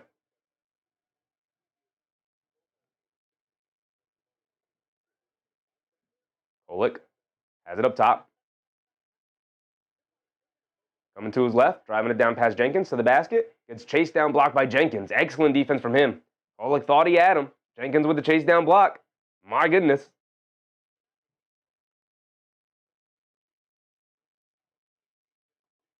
Nine minutes to go here. Deborah Flowers is up Deborah. Kolek gets it up top to Towns on the left wing. Hesitates from three. Puts his head down, attacking to the basket. Gets blocked. McCullough picks up the loose ball rebound. Spins, kicks it out to Kolek. Extra pass to Bridges. Bridges attacking along the baseline. Shot clock winding down. You got to get a shot, brother. And that's almost a shot clock violation. It would have been but he turned it over. And now Javonte Green down the lane gets fouled by Kolek yet again. He's going to go to the foul line for 2 free throws. Good job from Kolek to foul these guys and not give them easy layups. But this offense is sputtering right now with no Jalen Brunson in the game. Knicks trail by 6 here. MBM said looks personal against DK. I mean, that's just the way Dennis Jenkins plays. It's personal every time. He's trying to make his way into the NBA. He's trying to, get a new contract. It's personal. It's personal against everybody, as it should be. Javonte Green at the foul line. Rattles in the first one. He's got another one coming. How much longer can the Knicks survive without Brunson? MBM said sloppy play. Very sloppy play. Very sloppy. Drew said, but why are we judging the Knicks? They're doing fine. You could judge them, brother, and we could disagree. You could have your own opinions, big dog. I don't have to agree with you. Javonte Green misses the second free throw. Kolek has it up top, being guarded by Jenkins to get over to Towns. Spins in the lane, leans in, leaves it off for McCullough. Reverse layup, got it to go. Beautiful pass from Towns. Excellent finish from McCullough. Jenkins bringing it down. Has it up top, being guarded by Bridges. Directing some traffic. Coming to his right off a Holland screen. Goes right at Kolek, driving it down. Gets caught in the lane, leaves it off for Ivy. 2-way to slam. McCullough gets caught. Ball watching off ball. You got to help out, McCullough. What you doing, big dog? You're out there to play some defense. Where are you? Where are you? What you doing? McCullough attacking Ivy off the bounce. Spins, kicks it out to Towns. Towns up top being guarded by Reed. Towns pump fakes, driving to his left. Spins, loses the ball. And Bridges can't save it. And it's going to go back to the Pistons. And the Knicks just running into, Towns' airspace. Every time he puts the ball on the floor, there's another defender there. Anthony Towns can't afford to put the ball down on the floor if there's other defenders there. But at the same time, the Knicks have terrible spacing principles right now. Lead up to 7 here, 36-43, 8 minutes to go. Pistons will bring it down the other way.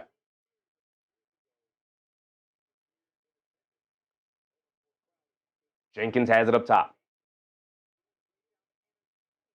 Good ball denial from the Knicks so far. Forcing the Pistons run a different play than they wanted to. And a moving screen on Paul Reed gives the ball back to the Knicks. Okay. All right. Joseph said, Knicks got butterfingers, can't hold on to the basketball. That is that Detroit Pistons defense, brother. That is what this Pistons defense does. Tommy Anthony said, as soon as JB sits, the team struggles. Yeah. Absolutely. Robinson is back in. Lobs it over the pass to Bridges. Bridges along the baseline, throws up the floater, comes up short, bouncing on the rim, can't get it to stay. Towns battling for the rebound. Paul Reed saves it into Jenkins. Hit ahead pass to Green. Green bringing it down, has it on the left wing, picked up by Kolek. Saves it up top to Jenkins, being guarded by Bridges. Coming to his left, Kolek switches onto him. Blows past him along the baseline, pull-up jumper. Got it to go for Dennis Jenkins. Dennis Jenkins having himself a night. He's coming off a career night. I think he hit 9 threes in that game, something like that. McBride is also back in, bringing it down to get over to Towns. Towns being guarded by Reed. Towns looking around. No player movement from the Knicks right now. Tries to hand it off to McBride. It's a loose ball. McBride picks it up. Being guarded by Hollins. Sprays it out to Kolek. Kolek a right wing three. Got it to go for Tyler Kolek. I'll tell you what, Tyler Kolek is the kind of dude who likes the trash talk. He absolutely likes the trash talk. So if Dennis Jenkins is going to give it to him, expect Tyler Kolek to give it back to him. Jenkins has it up top, being guarded by Bridges. They spray it out to Stewart. Robinson runs him off the line for some reason. He flips it up the right hand, can't get it to go. Good defense from Mitch. Here comes Kolek bringing it down. Hit ahead past the Bridges. Left corner three from McHale. And back-to-back threes for the New York Knicks, brings them right back into it. It's back to a three-point game with 6:34 to go. And a full timeout from the Pistons. All right. The Fleas with a very generous super chat. Appreciate you, Fleas. Said, like the stream? Absolutely. Appreciate you, Fleas. Appreciate you. If you're enjoying the show so far, hit the thumbs up button. Hit the like the stream. I'd very much appreciate it. Very much. Joseph said, the Knicks won the NBA Cup. It's all good as long as we won a cup. I'm not afraid. I'm not about the real trophy. AB said, lose this game tonight, tied with Boston. They're already tied with Boston, AP. They're already tied with Boston. Boston plays tonight. If Boston beats Chicago, the Knicks fall down to the 3 seed.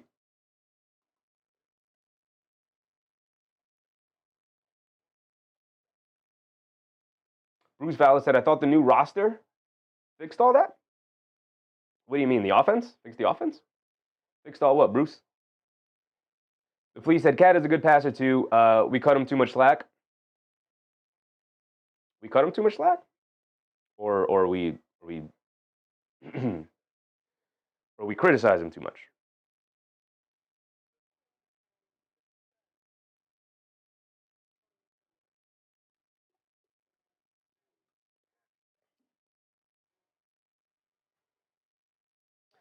MBM said, we're winning tonight. Sorry, AP. They need a win. Obviously, losing 3 in a row has put them behind the 8 ball in terms of chasing that 1 seed, but a win tonight will pull them closer and also create a little bit of separation against the Pistons, although against the Celtics. So the Celtics are only a half game behind. They are tied in the loss column.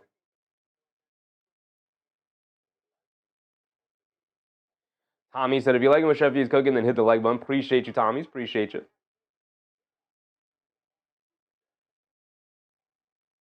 Paul Mateo said, we're doing good. 3-pointers away, not bad, Chevy.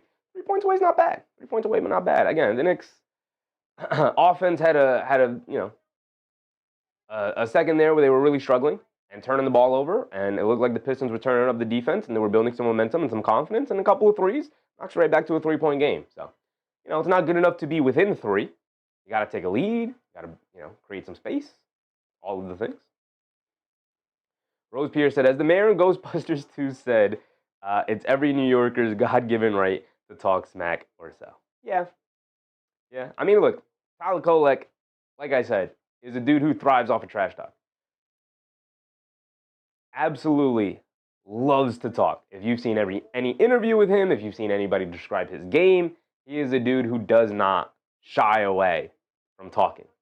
So if Dennis Jenkins is going to give it to him, and I think I did see Dennis Jenkins maybe have a word or two or something to say to Tyler Kolek, don't give it right back. Big time 3 from Kolek, and then the nice hit ahead pass to McBride for the 3 as well. So we're cooking. Mark, what's up, Mark? Lenny, A.K. Iverson, what's up, Lenny? Nick Yak, what's up, Yak?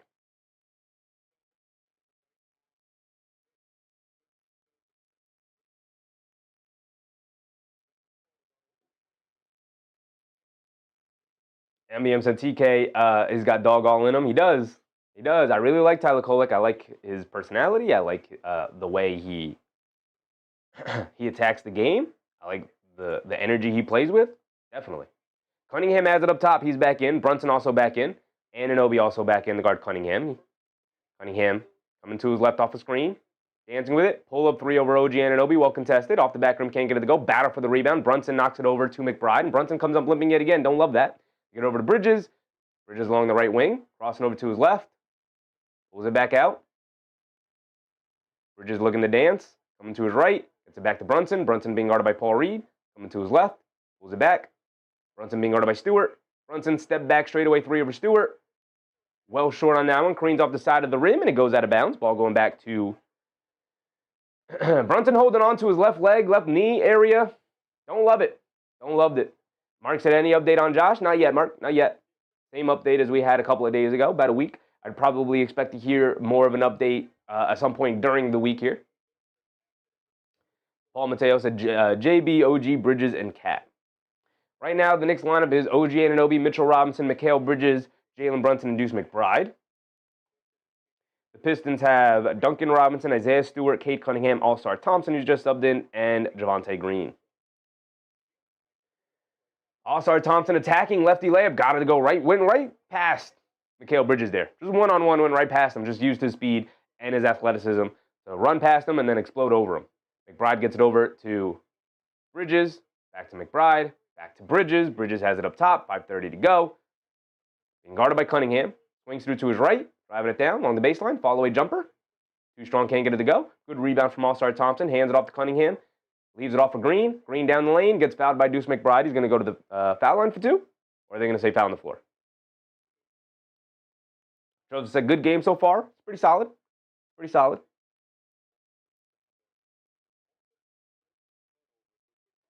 Paul Mateo said, Bridges and OG defense. I mean, the defense is kind of being carried by them right now. With Josh Hart out, with Mitchell Robinson not in peak form yet. Robinson's been pretty solid tonight, but Cunningham has it up top, being guarded by Anunoby. Foul line follow-away jumper. Comes up well short. Robinson with the rebound. Quick outlet to Brunson. Brunson will bring it down against Thompson. Brunson, quick crossover to his right. Down the lane. Pulls it back out. Brunson on the right wing. Pulls it all the way out to the three-point line. Coming to his left, and they call a moving screen on McBride.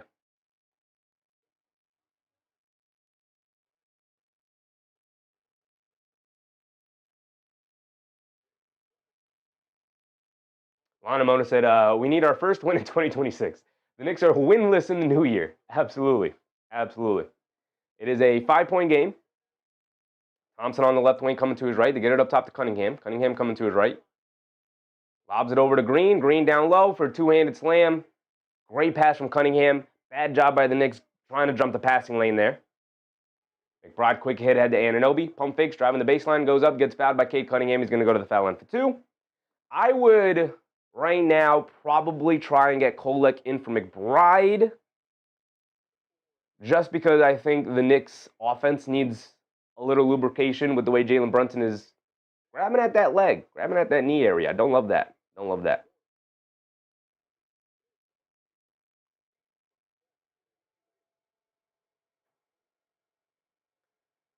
OG Anunoby knocks down the first free throw. He's got one more coming. Lugo 730. Appreciate you, Lugo. Hope you're having a good time tonight. Thank you for subscribing, big dog. Baggy lifestyles and the Knicks seem tired. They are tired. I've talked about it multiple times. Some people will see it as an excuse, and it is a little bit of an excuse. Like, roll the ball out, we got to play. But they are tired for sure. And it has absolutely affected their play post-Cup championship. Cunningham has it on the left wing after Anunoby knocked down the other free throw. Step back, gets it over to Green. Back to Cunningham. Cunningham on the left wing coming to his left. Brunson hedges out. They get it back to Green. Green fires a left wing three. He's open. Too strong, can't get it to go. Duncan Robinson, the offensive rebound, and put back. Don't know how you allow an offensive rebound and put back from Duncan Robinson. Brunson bringing it down the other way, being guarded by Thompson. Brunson coming to his left. Now quick crossover to his right. Got Thompson a little turned out. But Thompson, good hands, knocks the ball loose. And now here comes Green pushing it the other way against Bridges. Euro steps down the lane, lefty layup. Got it to go from Javonte Green. Back up by 9 it goes, and a full timeout from the New York Knicks. 3:45 to go. Bojan Simonovic, what's up, Bojan? Can Cade get 4 rebounds? Absolutely, brother, absolutely.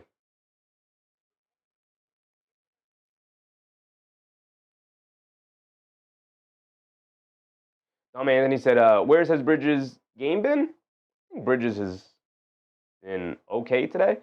You need him to grab some rebounds. You need him to pick up some assists. He's got 7 points. Got 7 points and not much else.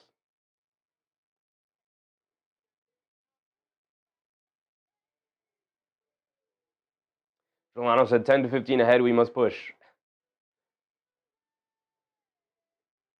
Tommy's said Detroit's defense is for real. It is. I think right now they're the second-ranked defense in the league. We can actually probably look it up here, and then I'll pull it up. But they only trail the historically great defense of Oklahoma City. Which means they are literally one of the best defenses of all time. Like, they're up there. Bradley Fizzle. What's up, Bradley? How much time is left? 3:40. Bradley said, can Brunson get 4 threes before the end of the game? Maybe. Bruce said, this looks like the Knicks of old. Brunson head down. He's hurting right now. Not sure what's going on with JB, but he's hurting right now. He's been grabbing at that leg. Doesn't look nearly as explosive with his ball handling right now.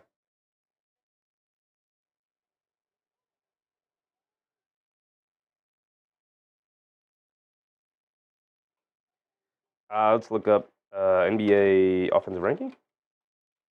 Offensive rating. Yeah, the Pistons are second.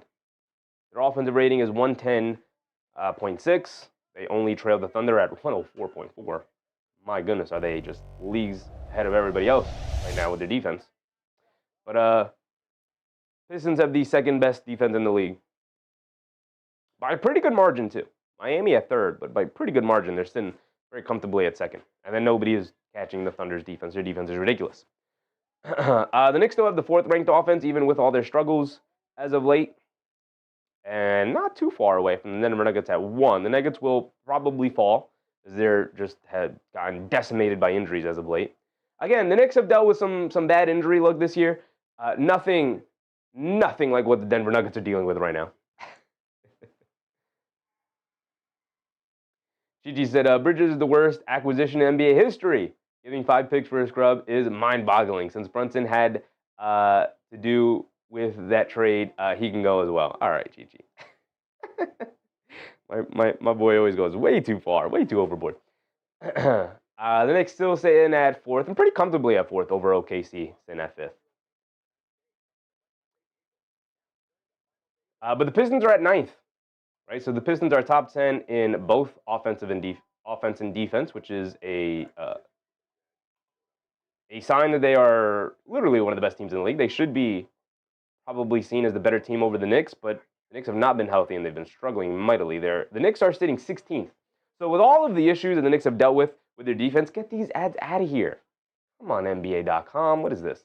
With all the injuries that the Knicks have dealt with, they're still sitting with the 16th best defense in the league. They are average right now. As bad as they have been, they are average by rating. We'll see how far they fall if this continues, though. Anunoby on the right wing, crossing over to his left, loses the handle yet again, and the Knicks sloppy with their ball handling, battling for it. Ball still on the floor. Robinson dives on the floor for it, and it's going to be a jump ball between Robinson and Stewart.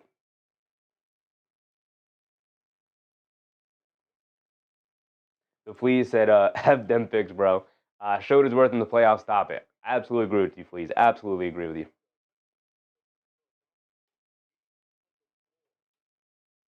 Brian Jacobs, what's up, Brian? Knicks are too slow without Hart to push the pace? Absolutely. Josh Hart is the guy who pushes the pace and gets them easy baskets. So is Tyler Kolek. So is Deuce McBride. But Josh Hart is absolutely the best guy to do so.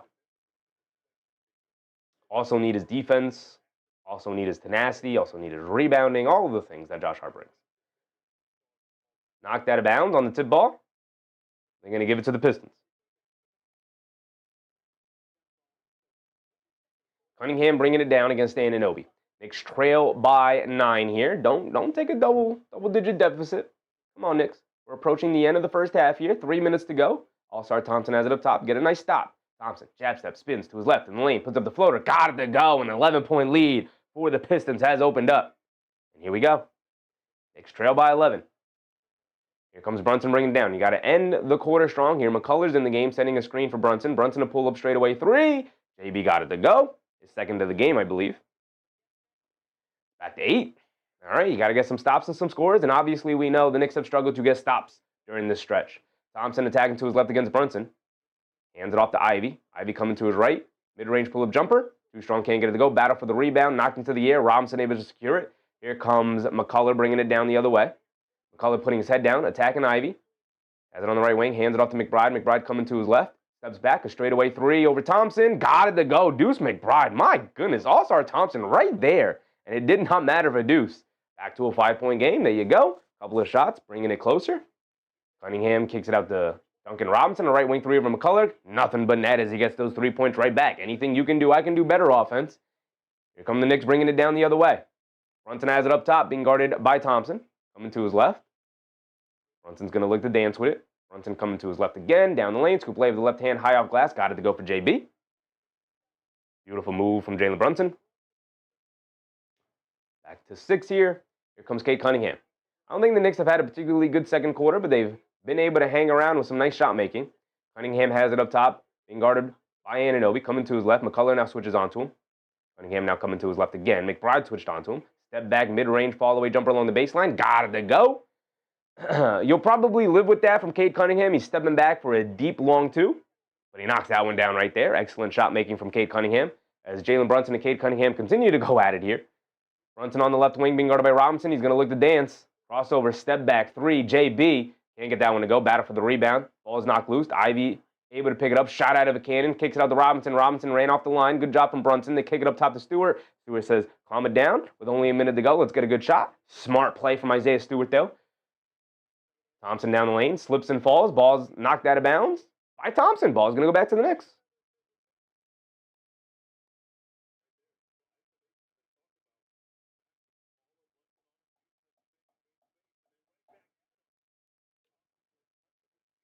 DJ Punchy said, where's the defense?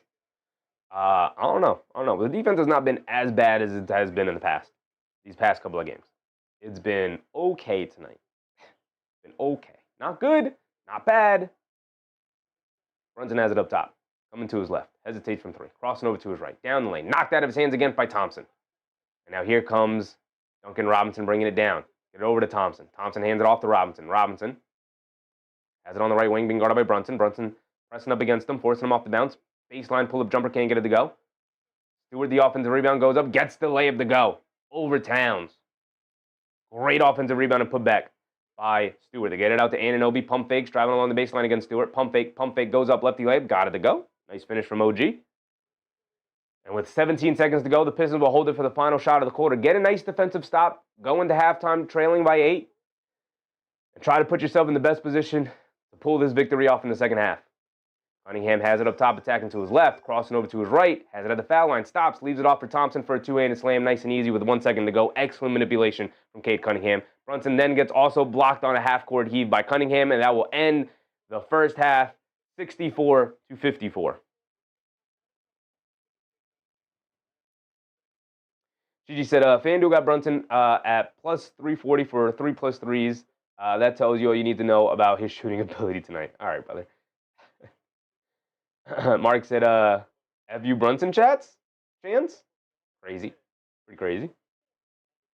AP said, in the third quarter, are they going to win this game and go? Extreme N said, New York will lose? We'll see. They are trailing by 10 at halftime is obviously not where you want to be. Allowing 64 points at halftime is not where you want to be. Susan said, can you please go around the league? We will go around the league, absolutely. Arthur said, when was the last time the Knicks gave up less than 60 half points? Great point, Arthur. Great point. We could probably look it up, but I'm not going to, because I could tell you definitely the last 4 games is they definitely allowed over 60 in each of those games, I would assume. DB said, I figured Detroit was coming off of a back-to-back game was going to be even tougher. Yeah, you're hoping the Knicks would have the energy, but Jalen Brunson's been grabbing at his leg these last couple of possessions. I don't love that. He does have 17 first half points, 8 for 13 from the field. Bruce said, we cannot continue getting down by double digits. Makes it that much harder to make a comeback. Absolutely, Bruce. Absolutely. Listen, I'll take a lead. Literally a 1-point lead, a 2-point lead. I'll take a lead.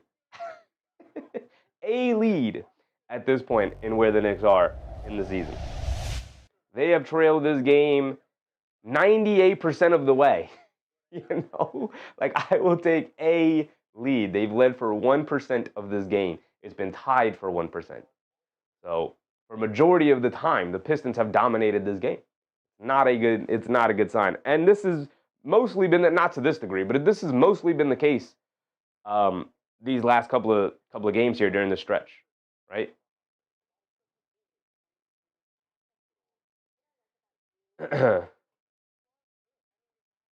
Looking at the team stats right here, the Knicks now trailing the possession battle, 41-39. 3-point attempts, 14-11. The Knicks have made 8. Pistons have made 6. The three-point shooting saving the Knicks tonight. They're shooting 57% from 3. The issue, they're allowing Detroit to shoot 55% from 3. And Detroit has Ivy's a good shooter, although he doesn't shoot a ton of volume. Jenkins is a good shooter. Robinson's a good shooter. Outside of that, not a lot of good shooters. So the Knicks allowing them to go 6 for 11 in the first half is not good. Not good, which is something we've said very much about this Knicks defense these last couple of games. 6 for 11 from the foul line for Detroit. They are saving the Knicks with a very poor free throw shooting so far. Say my username. What's up, username? Up 11 in San Antonio with 8 minutes left. Feeling great. Now on the verge of losing a 4th straight. It was all good just a week ago. Absolutely. How quick the tides can turn, brother. Absolutely. Sharon McLean. What's up, Sharon?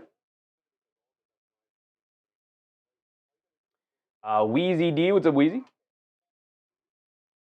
He said, Stu here, baby. This ain't last year. I mean, you know, it's a game in January, brother. It's a game in January. Simon Joss said, Cat looks lost or disinterested. I don't know, brother. I disagree. Lost, maybe. Disinterested, I don't see at all. Gillette said, what's up, chef? From Orlando. Hey, don't the Pistons suck? The Pistons don't suck. Rose Pierce said, Pistons overperform from 3. No team can stop that. Yeah, I mean, look, if you have a team that's not a very good three-point shooting team overperform from 3, you're going to be trouble when they do everything else at an extremely high level. Defense, rebounding, all of the things. Speaking of rebounding, they are winning the rebounding battle 18-14 here. They have 5 offensive rebounds to the Knicks 2. The Knicks are definitely should win the offensive rebounding battle with Mitchell Robinson, particularly in the starting lineup. So, just that said, 4 in a row. Could definitely be 6. It could be. We'll also go through the Knicks schedule if you guys want. 8 assists for the Knicks, 11 for the Pistons, 6 steals for them, 6 blocks for them, 3 steals for the Knicks. They had a much better steal second quarter than they did in the first quarter. 10 turnovers now for the Knicks, only 7 for the Pistons. If you want to beat the Pistons, you have to turn them over. You just have to turn them over. There's no ifs, ands, or buts about it. Keenahar, what's up, Keenahar? So this game is not on TV anywhere. How are you getting it? It's on Peacock, brother. It's on Peacock. You got to get another streaming service. I know. Ari, what's up, Ari? OG's 29. OG is, that sounds about right. 29, 28, 29, something like that. Joseph said OG is the Knicks' best defensive player, and people have the audacity to say he's washed. Yeah, I don't get it. I don't get it at all. Darnell, what's up, Darnell?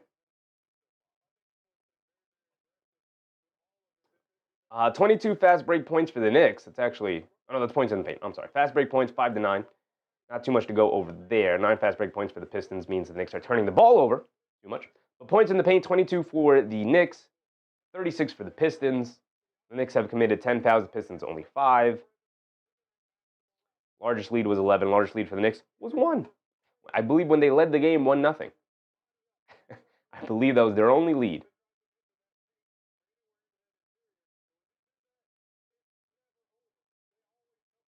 Carl James, what's up, Carl? That now I believe in the curse of the NBA Cup. It is real. It is real. The reason why the curse of the NBA Cup is real is because the schedule does not let up. So you play an imaginary game that the league does not recognize, and then you go right back to playing a regular season game. You get no times off. I think the winning team should have 3 days off, and any games that were initially planned get postponed. And then the losing team of the NBA Cup gets 2 days off, and then you continue your regular season. Just, you got to give something to these teams. If they're going to play this hard for the tournament and make your silly little tournament, Adam Silver, relevant, you have to reward them with something other than a meaningless trophy and a meaningless game that you actually don't even recognize in the NBA. The NBA does not recognize the Cup championship games. They don't exist. They technically don't exist, according to the NBA. Mark said, long season. Listen, we are not even at the halfway point. Y'all can't crash out on the Knicks. Just as Dad said, who can watch the game? Stream fees. Absolutely. There are ways to watch it where you don't have to get a streaming service, but those are ways that I I can't publicly advertise to you, but there are ways. Google is your friend in this scenario. Wilson, what's up, Wilson? Crazy thing too, Pistons doing this without Duren. Yeah, absolutely. Absolutely. Duren, huge part of this team. Kinar said, Cup, want to make it real. Grant not only money cash for the youngsters, but first round playoff bye. I like that too, Kinar. I do like that. The issue is that, well, I guess it's not really an issue, but you would be essentially taking away 2 playoff series, which is taking away money, which the NBA does not want to take away money. Right? NBA does not want to take away money. Albert, what's up, Albert? Susan said third quarter rising time. Absolutely, Susan. Absolutely. They're going to need it. AB said, I'm about to check at the trade deadline. I didn't like this team last year either. And you were wrong last year, AP. And you were wrong. At every stop of the way, you were wrong last year. And you will be wrong yet again this year. Hey, Tigre, what's up, Tigre? Listen, you guys will not be satisfied unless the Knicks are having like an OKC-esque type of run. And oh, by the way, Oklahoma City in their past 11 games are 6-5. So, you know, it happens. Happens to the best of them. El Tigre, what's popping at Tigre? Simon Joss said, the Knicks' body language is not good. Detroit is playing with confidence. The Knicks are tired, brother. It is a long season. They played a meaningless game and a lot of travel. They had a stretch where they played 10 games in 18 days. And that's too much basketball. That is too much basketball in that short amount of time. AB said, I'm about to check the trade line, see what the final team is going to look like. Gigi said, this is extremely serious. Knicks can see themselves going 1-6 easy and going on a 8-9 game losing streak. I don't think they're going to go on an 8-9 game losing streak, brother.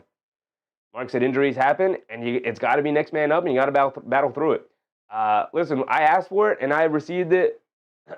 Mike Brown is taking his lineups a little bit more seriously tonight. A 9-man rotation. Kevin McCullough got 10 minutes. Didn't love the McCullough minutes. We get a little bit more Tyler Kolek. A little bit. 3 points, 1 assist. The offense, him and Brunson, I think, is a good rotation to kind of dance around a little bit there. I know he's playing 10 minutes of McCullough because he kind of replicates some of the Josh Hart minutes, but it's just a little too wild, a little too chaotic. He does have 2 rebounds, 2 assists, so maybe I'm speaking out of turn a little bit on McCullough. I just thought he was a little too wild there, and I know he's a young player. He's going to get exposed a little bit because it's his first time actually being a part of rotation, but I didn't love the McCullough minutes, but they were clearly not bad if we just look at the box scores, and it wasn't like he was a disaster on the court either. So.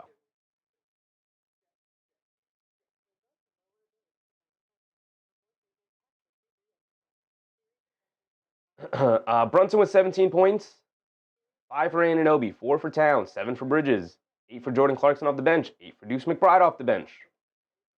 Deuce McBride somehow finds a way to continue to be positive, continues to find a way to be positive. Cool, shout out Deuce McBride. I don't know how that happened when literally everybody else is in the negative. Hilarious, truly hilarious. We look at the Pistons, everybody's in the positive except for Ron Holland. Truly hilarious how that worked out. Maybe said the usual, the Knicks can't get stops. Not tonight, not these past 4 games, that's for sure. Ari said Bridges playing with 0 heart. He's playing with some heart. You want him to play a little bit more heart. I don't even know what that technically means, but just want him to play better. The Fleet said also got crossed into the shadow realm. That's why Detroit is mad. Kinar said if we're going to lose anyway, might as well give the team a rest and just dump the minutes to Yabu Smelly and the kids under development. Listen, they've tried doing that. It's just you need to be able to be home. It's not enough to not play the game. It's not just the game. Like the basketball game is the game, and that's the toughest part. But it's the travel, it's the driving around, it's getting on the bus, it's getting on the plane, it's the fact that like you're in the plane and that just naturally has an effect on your body. Like it's all the things, right? It's all the things combined. So it's not just enough to not play a game. Because Towns missed the game with like a small injury thing. Robinson missed 3 games. Guys have been shuffled in and out of the lineup trying to get some rest. It's just they need the schedule to let up a little bit. And it's not going to. So you just got to dig down deep and find a way to pull these games out. It kind of just is what it is. You're a professional basketball player. Every team goes through stretches like this. You just got to battle through it. Find spots where you can find rest. Find the ability to pull some of these games out. But Yak said, can't wait to the second half and shut some fans up. I'm with you, Yak. I'm with you. They're down 10. They got to have a big second half. Let's see if they can pull it off. Ari said, should have signed Garrison Matthews. Garrison Matthews isn't solving anything, brother. Not solving anything. The Knicks chose the right guy in Landry Shamet. He just got hurt. Mark said, I need my Josh Ipu. Very much miss my guy Josh Hart. Absolutely. Angela Harrison said all the Knicks need to do is step up. Very simple solution to a very complicated problem. Absolutely. Absolutely. I said we were going to go around the league. We're not going around the league. I also didn't look at the Pistons real quick. Cunningham has 14, 2, and 7, dominating the game today, and he only has 1 turnover. He's got 2 turnovers. If you want to beat Cunningham, you're going to have to find a way to turn him over a lot more than you have so far. Let's go around the league, and the Boston Celtics are just decimating the Bulls right now. They're up 22 points. Dominating the game. 14 first quarter points for the Bulls. What are you doing, Chicago? What are you doing? The Hawks are playing the Raptors. The Hawks, by the way, if you guys did not see, have officially, maybe not announced, but have officially made it clear to the public via Shams Charania and a couple of other reporters that they are working with Aaron Mintz, Trae Young's representation, to find a trade for Trae Young. He will no longer be an Atlanta Hawk past this season. He'll get traded at the deadline here. The team that has come out most to trade for Trae Young is the Washington Wizards, which would be great for New York Knicks fans because we own the Wizards pick. If Trae Young can go to the Wizards and make them a 35-win team and make them interesting, boy, oh boy, am I rooting hard for Trae Young's success. Go to the Wizards, make them a solid winning team, give us that pick. AB said the bottom line is Leon Rose did not improve this team this offseason. They absolute let Detroit Pistons leapfrog over them in one summer. It's so funny, AP, because you were so complimentary about this team about a week ago.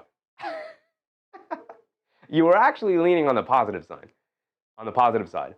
It's crazy what a couple of injuries can make very fickle fans do.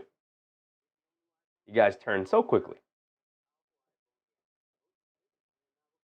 Mark said, see you, Trae. Send him to the dumpster, to that dumpster of a team. If he can make that dumpster of a team smell just a little bit better and get them out of that lottery top 8 and get them to either 9 or above, boy, oh boy, send us that pick, baby. Send us that pick. We could use it.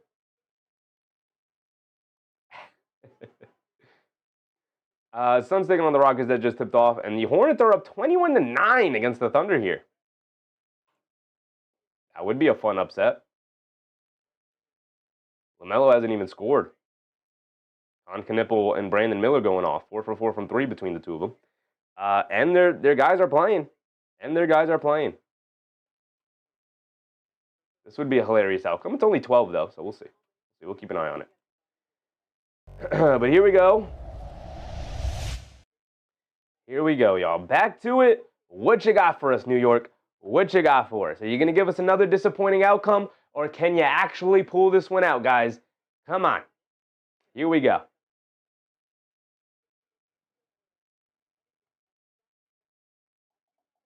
Joseph said, once the break is over, I'm calling it. Chevy OG hits a 3. They need it. They need it. Hey, the Wizards have some talent. They do have some talent. I actually really like where the Wizards are sitting at right now.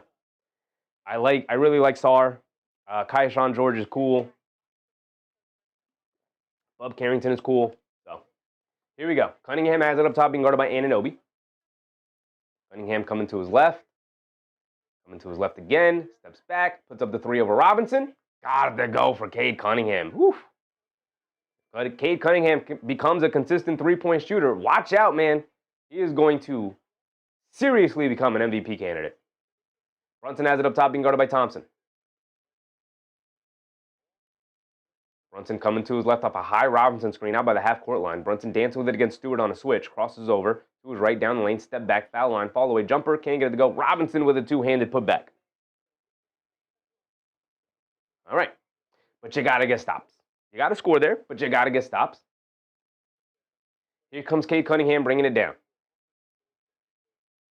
Cunningham gets it over to Duncan Robinson. Duncan Robinson finds some space from three, but doesn't shoot it. Gets it over back to Cunningham and guarded by Brunson. Driving to his left, down the lane, gets caught in the lane, kicks it out to Stewart.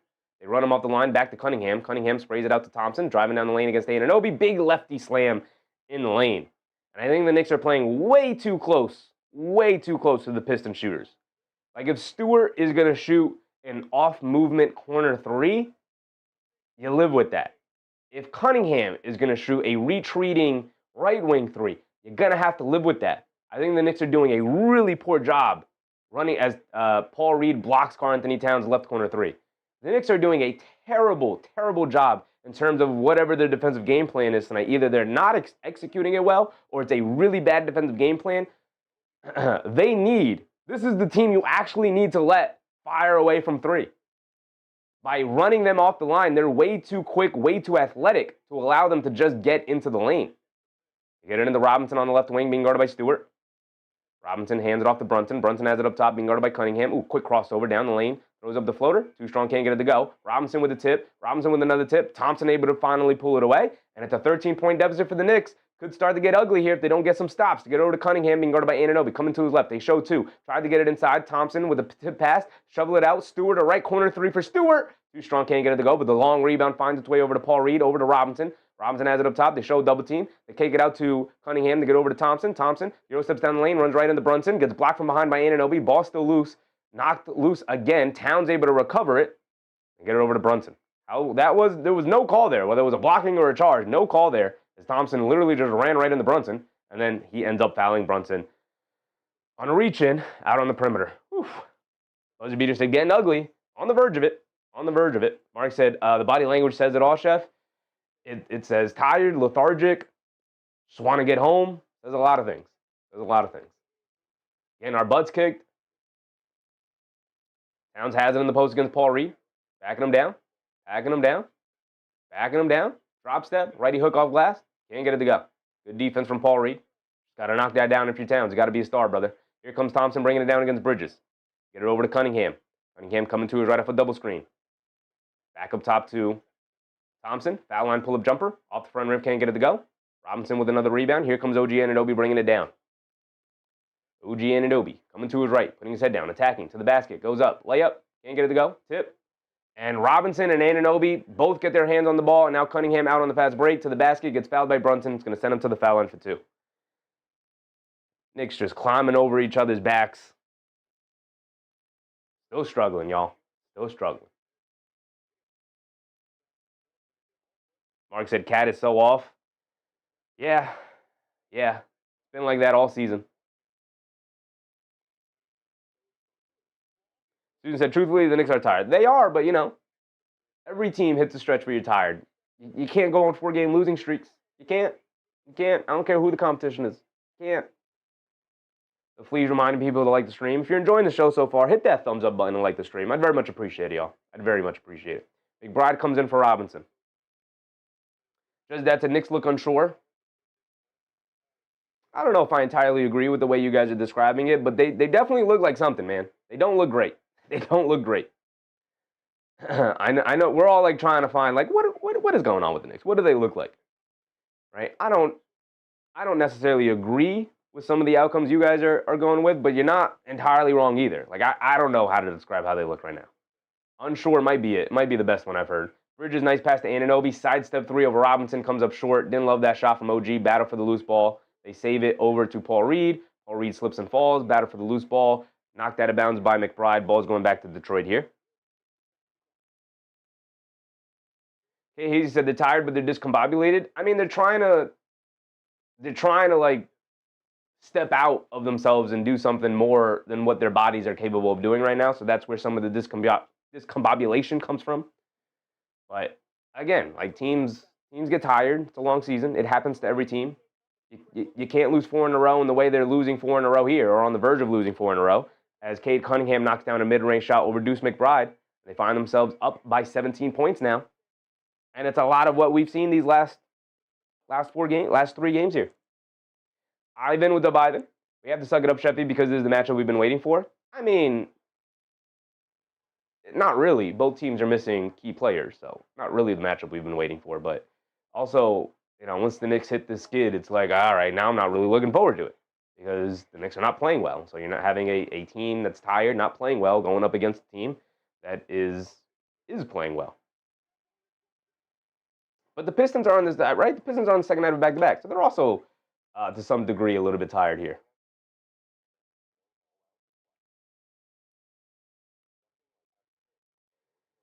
Yeah, they played last night against Cleveland. They pulled out a 114-110 victory. So Mark said, better luck next game. Game's not over yet, but it's looking rough. Mark said it's over. I've seen enough. It's looking rough. R said they're just lackluster. That's how they're playing. Yeah. I mean, they are lackluster. They do look lackluster. I mean, you guys are not wrong with the way you guys are describing them. But there's definitely there's one word that could perfectly describe it, and it's not coming to me right now. But lackluster, fatigued, all of the things you guys have said. Pretty true. Pretty true. Joe said better luck next year. You mean Mark? No. Zumba, what's up, Zumba? We get back to 8 by the end of this quarter, then finish strong in the 4th. Wait and see. I'm rooting for it, Zumba. I'm rooting for it. The Fleas said, we can't chill. We're Knicks fans. Ain't no chill here. You got to learn how to chill, brother. You got to learn how to chill. Rohan, what's up, Rohan? Paul said, not the third quarter nightmare again. Okay, Hazy said, the Pistons are doing well. It's us that sucks. Yeah, the Pistons are fine. The Pistons aren't even playing like an awesome game. They're playing fine. Playing a good game. A pretty good game. A pretty damn good game. The Knicks are playing bad, though. Definitely playing bad. The Fleas, 25 more likes for 200. Appreciate you, Fleas. The Fleas has been on this all night. Very much appreciate you trying to rally the community, rally the chat here tonight, Fleas. If you guys are enjoying the show, hit the thumbs up button and like the stream. It very much helps the community. It would help the Fleas here today, who's really rooting for it. Appreciate you, brother. I appreciate you. Thank you for that. John Brennan, what's up, John? What's up with the Knicks? The schedule is catching up for them. Schedule and some injuries are catching up with them. They got to get healthy. They do expect Josh Hart and Landry Shamet back pretty soon. Josh Hart sooner than Shamet, but Shamet should be returning at some point this month. At least that is the hope. But yeah. Mark said, "Nah, Joseph, we'll be all right. We need our dudes back. Bring in Tyler, but it's too late. It might be too late today. They're down 17 to a really good Pistons team that doesn't give up leads very easily. The Knicks are the comeback team, so we'll see if they can rally a comeback here and make some magic happen. But not looking good." Drew Cam said, "Come on, they're better than recent seasons." They are better than recent seasons. The Knicks or the Pistons? Either way, both teams are better than recent seasons. So here we go. Here we go.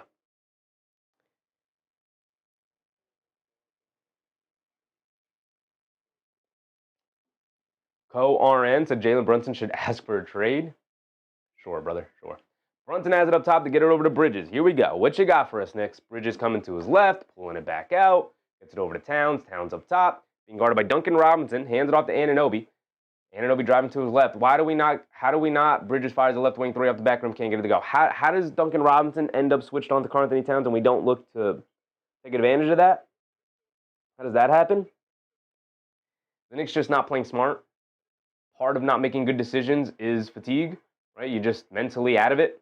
Brunson slaps down at the ball, knocks it loose, and it's going to be a jump ball between Thompson and OG Anunoby. Good defense from Brunson, actually. Pretty good defense there.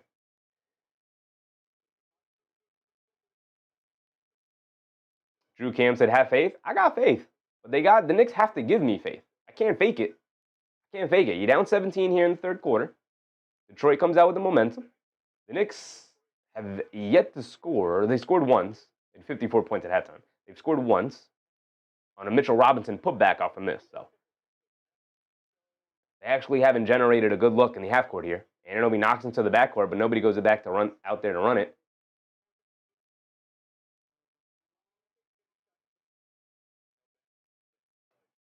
And it was a weird jump ball. Refs blow the whistle. I'm not even sure what the call is here.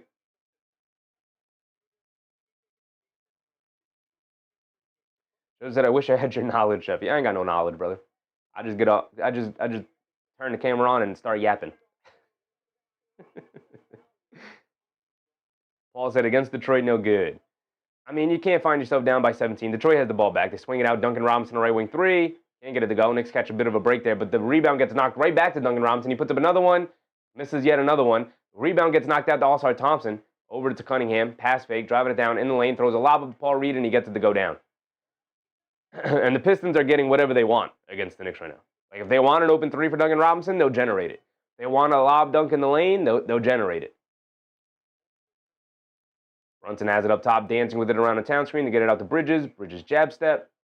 Lobs it over the top to Brunson. Brunson down the lane. Tries to shovel it over to Towns. Turns it over. And the Pistons are off and running again.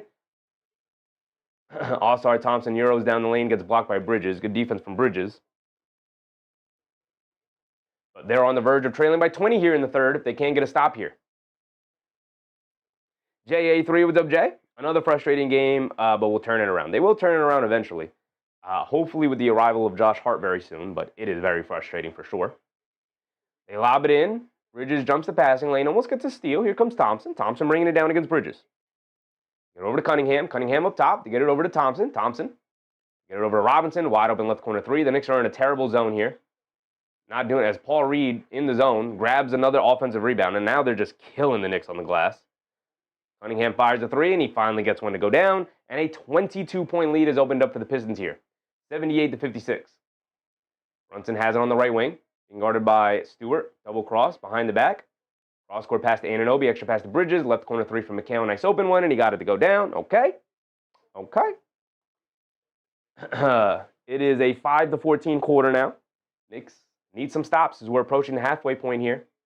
Knicks are in a 3-2 zone, it looks like. Thompson down the lane. Ball gets knocked out of his hands. McBride able to pick it up. It's a 3-on-1 fast break. McBride's just going to blow past the defense to the rim and gets swatted out of bounds by Cade Cunningham. Terrible, terrible decision from Ducey. You either have to go into the defender or you have to throw a lob up the Bridges or something, which I don't think would have been a good idea either. But you can't go softly to the basket like that. Cade Cunningham is big. And he's an excellent rim protector against smaller guards like that. He has multiple blocks this season doing that.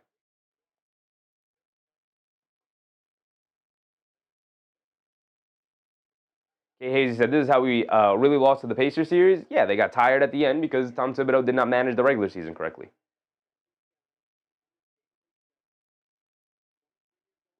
McBride couldn't get it in, so he throws it off of Cunningham.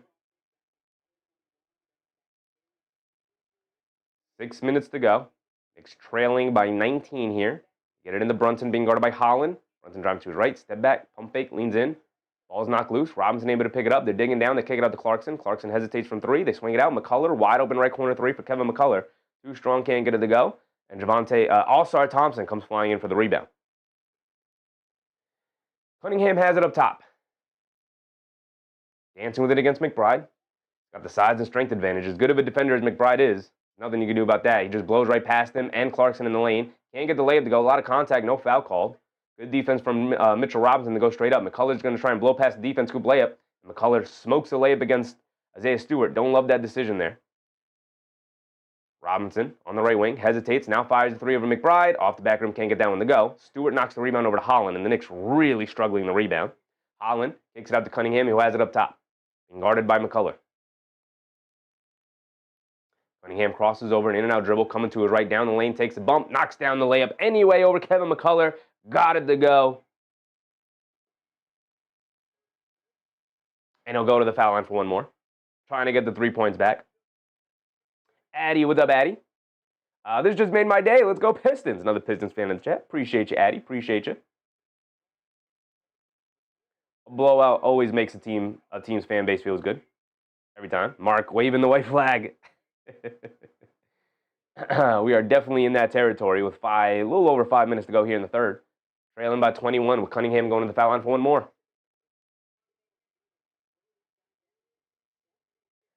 Angel V with the Angel. McBride got to play better. Deuce has been fine. You know, he's out there to play some defense and knock down some threes, and he's done that tonight. Cunningham knocks down his and one free throw. He's done that. You know, you're not going to get that much more out of Deuce. You need your other guys to step up. OG, where are you? Bridges, where are you? Towns, where are you? Brunson after the first quarter, where are you?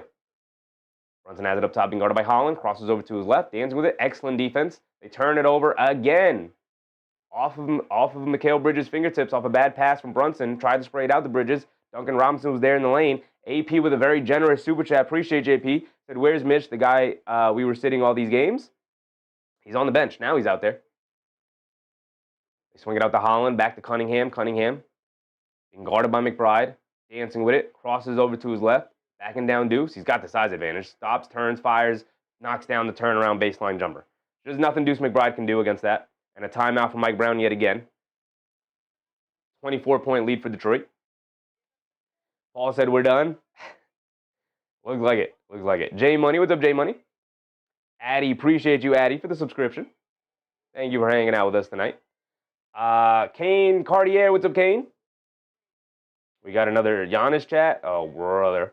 We need the trade for Giannis. We're not good enough to win it all as currently constructed. Literally none of these comments existed a week ago.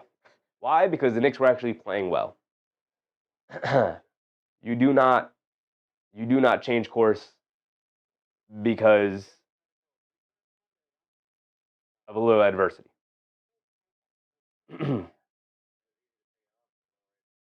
Michael McClellan? What's up, Michael? More Detroit fans in the chat. Appreciate you, Michael, for hanging out with us tonight. Detroit's looking great. Detroit's looking great.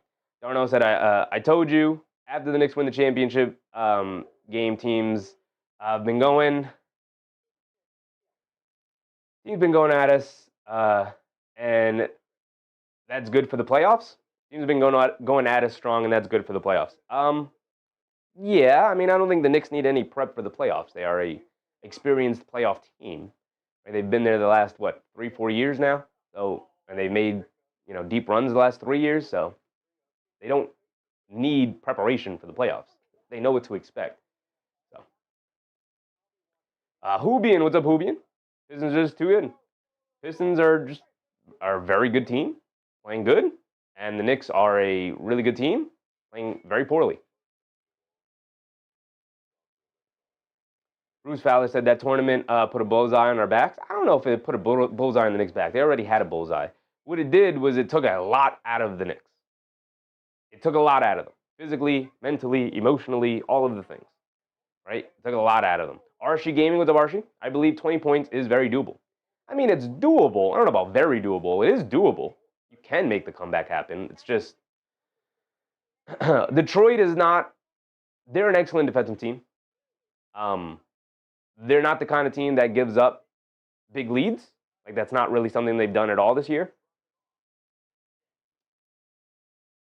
So it's very unlikely against the Detroit Pistons specifically. But it's doable, sure, doable. Drew Cam said, what can we do in this situation, bro? How are we down by more than 20 in the last 3 games? They're tired, Drew. They're tired. The season's catching up with them. Again, they played a game that technically doesn't exist against the Spurs. A playoff-like game. They played another playoff-like game on Christmas against the Cavs. They didn't have a single break after the championship game against the Spurs. They played 10 games in 18 days, which is too much professional basketball with a lot of road travel in between there, right? They played a couple of games on the road, and they would go back home for 2 games, and they go back on the road, and they go home for a game, and they go back on the road. The schedule's not been kind to them. But again, every team goes through a stretch in the regular season where they have a ton of basketball in a short amount of time, and you physically get tired, and you just have to find a way to pick up victories. You can't lose 4 in a row. You just can't. And I know the schedule has not been kind in terms of the competition. Knicks have played some very good teams as of late who have been playing well. Like, you called the 76ers at a time in which they're playing extremely well right now. But, again, who are the Knicks? Are the Knicks the team that won 23 games, who beat the Spurs in the Cup championship and looked awesome and looked like world beaters? Or are they a team that is clearly very tired and hurt with injuries, who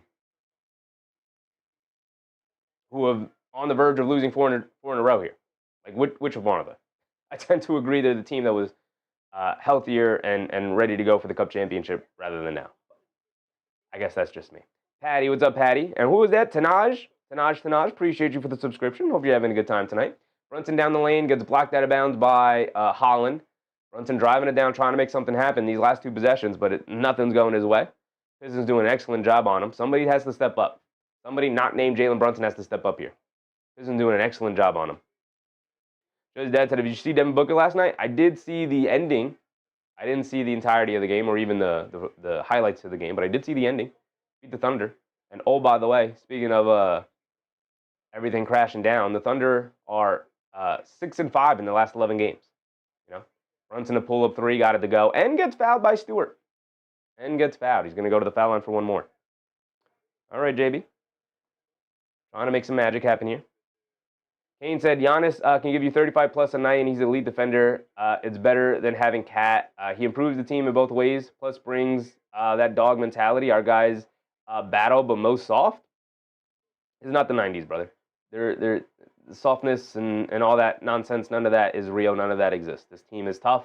This is the same team that came back against the Celtics last year in 2 games in the playoffs and then beat them in 6. This is the same team that came back and beat the Spurs. This is the same team that came back and beat the Cavs. Like, softness is literally something that all you want to see is a guy get angry and mean mug the camera. Softness is the most ridiculous, overused thing in the NBA. Guys aren't soft. There is no fighting in the NBA. There is no you want to talk about soft? Talk about the Cleveland Cavaliers getting soft against Mitchell Robinson. The Knicks aren't soft. That is a fallacy. That I'll completely push back on. I don't think that's a difference of opinion. That is, to me, that's crazy.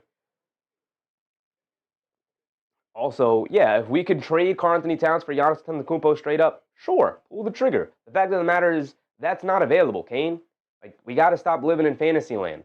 Do you think the Knicks decided not to trade for Giannis and they were like, no, we like Karl-Anthony Towns better? No. If they could trade for Giannis right now for Karl-Anthony Towns straight up, they would do it. Fact of the matter is you're giving up majority of your team. So you would not be a championship contending team because you'd have Jalen Brunson, Giannis, and a bunch of ancillary pieces that wouldn't be able to get it done. So you'd be taking a step back this year, taking yourself out of the championship race to hopefully take 2 steps forward in the future. And that's just a ridiculous notion.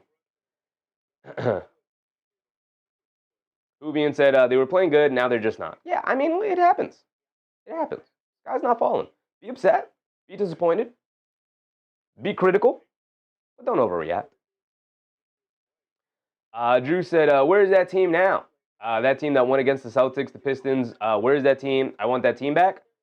Brother, if that's the only team you want to watch, then don't watch NBA regular season basketball. Then you're not built for it, Drew. Then you're not built for it. It's a marathon, not a sprint. If you want that team, then tune off, turn the games off, don't pay attention to it, and meet us back in April when the playoffs start, because the team will be available then.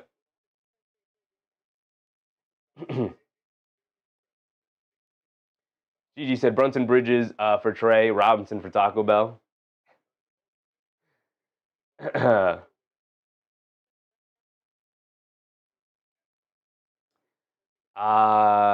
Ziggy Man, what's up, Ziggy Man? Knicks had a 4-game slide last year also. The Knicks had multiple 4-game slides last year, didn't they? The Knicks had tough stretches last year. It was not a good regular season last year. It was up and down. It was very much up and down last year.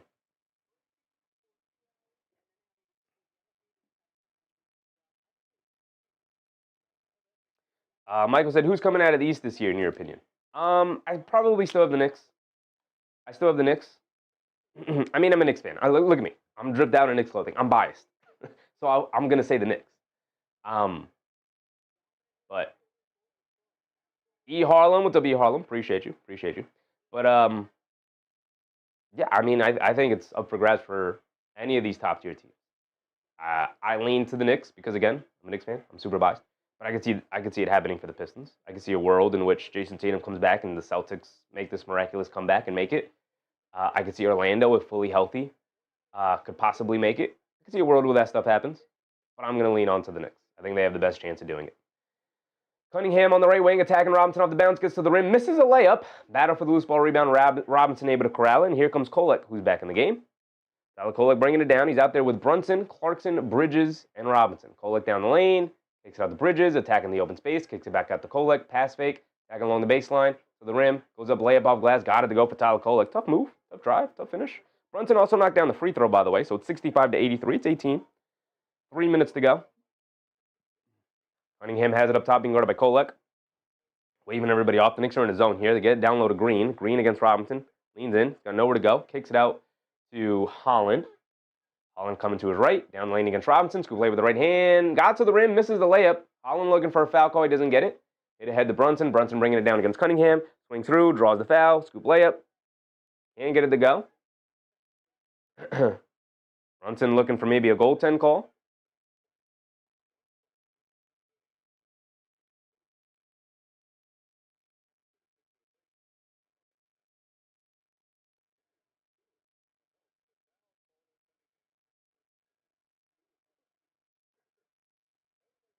Angela said they need some stops. They do. They do. Michael said Brunson is a beast. Love watching him play. I put him on my parlay every time he plays. Appreciate you, Michael. Appreciate you. Michael said, oh, stop that Boston talk. Brother, they're blowing out the Bulls right now. They're playing extremely well. They just blew out the Clippers, who were playing extremely well. Jaylen Brown went toe-to-toe with Kawhi Leonard, who's been playing awesome lately. Gave him a 50 ball. OKC storming back against the Hornets, by the way, as to be expected. The Celtics, they're up by 20 against the Bulls right now in the third quarter. I want to, Mike. I want to count out Boston, but I just can't. Maybe in the playoffs they'll be able to be slowed down, but I don't know, man. They're there. Brunson knocks down both free throws. Cunningham down the lane, kicks out the Green. Green pump fakes. Gets it back to Cunningham. It's a 16-point game, by the way. 83-67. Cunningham danced with it against Bridges, backing him down. Fall away jumper off glass. Can't get it to go. Kolek comes in for the rebound. And we're quickly pushing the other way. Hit ahead to Clarkson, a pull-up three. Don't love that shot. Can't get it to go down. Get to the rim and get a layup. It's a 2-on-1, man. Come on. Cunningham bringing it down against Kolek. Loses his handle. Fight for it. Knocked out of bounds. Ball back to the Knicks. Good hands from Bridges. Good help from him. Good initial defense from Kolek. Still find yourself trailing by 16 here. You're getting some stops, but you got to get some scores to go along with those stops. Bridges has it up top. They get it over to Brunson. Brunson being guarded by Holland. Coming to his right. Off the Robinson screen. A pull-up three for JB. Too strong. Can't get it to go. Cunningham with the rebound. Hit ahead to Ivy. Ivy ahead of the pack. Goes up off glass. Gets swatted out of bounds by Robinson. Good defense from Big Mitch. Michael said, this is one city in sports I cannot stand. I'm with you. But you can't count him out for whatever reason. Joe Mazzulla. Got to give it to Joe Mazzulla. As much of a weirdo as he is, he's got that team hooping, man. However he's done it, he's got that team hooping.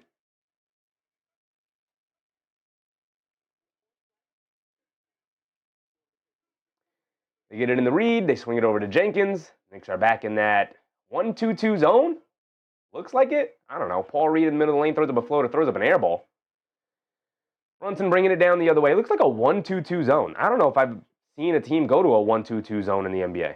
Brunson hands it off to Kolek, and a moving screen on Jalen Brunson. Was that Holland? Holland took a little bit of a dive. He even looks at the ref and smiles a little bit. He took a little bit of a dive, selling it there. A little bit of a flop from Holland. Oh, well, a big-time flop from Holland. But Drossi, what's up, Drossi? Can't see game, but sounds like the Pistons defense is doing well against Brunson. I mean, Brunson went off in the first quarter. Nobody else has really stepped up to help him. He's got 23 points on 19 shot attempts, so that's not been great. Holland throws up a floater, can't get it to go. Robinson contested. Nobody else came over to grab a rebound. They got no rebounds out there outside of Robinson, and then Ivy knocks down a mid-range jumper. This is where you desperately need Josh Hart, because you have one rebounder out there. Bridges is a bad rebounder. Brunson is tiny out there. Kolek is tiny out there. Clarkson is tiny out there. You got nobody out there to rebound. So even if you're getting defensive stops, you don't have rebounders up there to grab them. You're heavily reliant on Robinson there. Brunson leans in, steps back, fall away, bouncing on the rim, gets it to go. A lot of JB. Nobody else really stepping up here.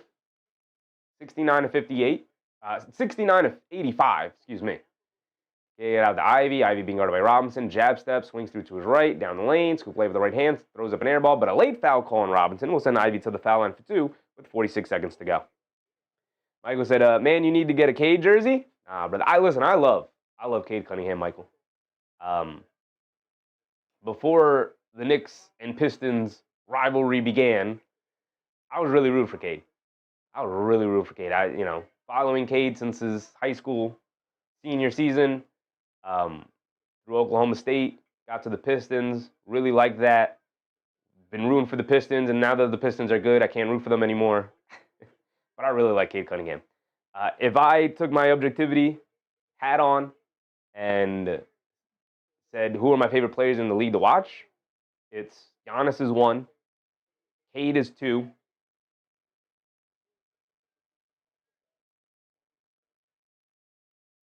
I mean, it's definitely those top 2 guys. From there, it kind of depends. Kind of depends how guys are playing. Like Brunson, I love watching when he's got it going. Incredibly fun. Cunningham knocks down both free throws. It's back up to 18. Oh, my score is way off. It's 69 to 87 now. Kolek has it on the left wing. Walks into a pull-up 3. They're not guarding him. He misses it. Downs. Battling for a rebound. Can't grab it. Here comes Ivy the other way. Scoop play with the right hand. Got it to go past Kolek. And it's back to 20. Back to 20. This is why we don't get overly excited off a couple of made baskets. Got to wait for the team to actually make a little run here. But down 20, 89 to 69.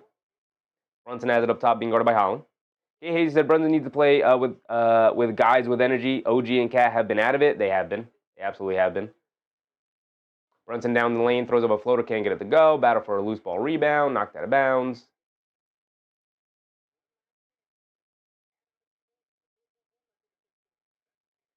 Odoz said, I'm so disappointed because the Knicks are losing. Bridges cannot work hard. Yeah, look, man. We've given all the excuses for the Knicks tonight, right? We know all the reasons, all of the excuses, all of the things as to why they're not playing well these last couple of games.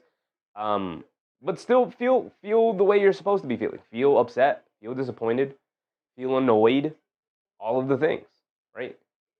But understand that these are the dog days of the regular season. And there are brighter days ahead. Got to get your guys back healthy. And got to get some rest. Michael said, we love him here. We adopted him. He's from our city now. We just got to get a good nickname. Bridges 3/4 court heave nowhere near the basket. A good nickname for Cade Cunningham. Yeah, I guess, I was thinking. I guess he doesn't have a good nickname out right now. Just that said, hopefully Cade is done for a while. He should be. Look, 20 points in the NBA is not, like, insurmountable. So he'll probably play his regular rotation until it becomes very unlikely the Knicks will pull it off. So just that said, Knicks bluff like they play defense. Jose and Melo to Jose. When Hart was on the bench early in the season, they weren't that good. Then when he became a starter, they took off. He's out. And they're out. He's our heart and battery. He's definitely our battery. He's definitely part of the heart and soul of the team for sure. I've said this before. I've said it tonight. I've said it multiple times. I'll say it again. I'll probably say it a few more times tonight. This Knicks team is not deep enough to sustain injuries to important players, right? Because they don't have anybody to even replicate what Karl-Anthony Towns can do in terms of spreading the court. They don't have anybody who could even replicate what Jalen Brunson can do as the engine of the offense. They have nobody who could even replicate the things that Anunoby can do. They have nobody who could even replicate the things that Josh Hart can do. Like to a small degree, right? The guys they have on their bench is the guys they have off of their bench in terms of like, okay, next man up, who's up? You're looking at Tyler Kolek, Kevin McCullough, Mo Diawara. All young guys who are getting their first opportunities this season to to actually be a part of an NBA rotation. None of them seem ready for the moment. Right? You could maybe have a crazy breakout performance from Mo Diawara. You could maybe have a breakout performance from Kevin McCullough, maybe from Tyler Kolek, but they're not consistently able to do that on a night-to-night basis at this point in their career. IDK, what's up, IDK? It doesn't help that they have double the amount of free throws.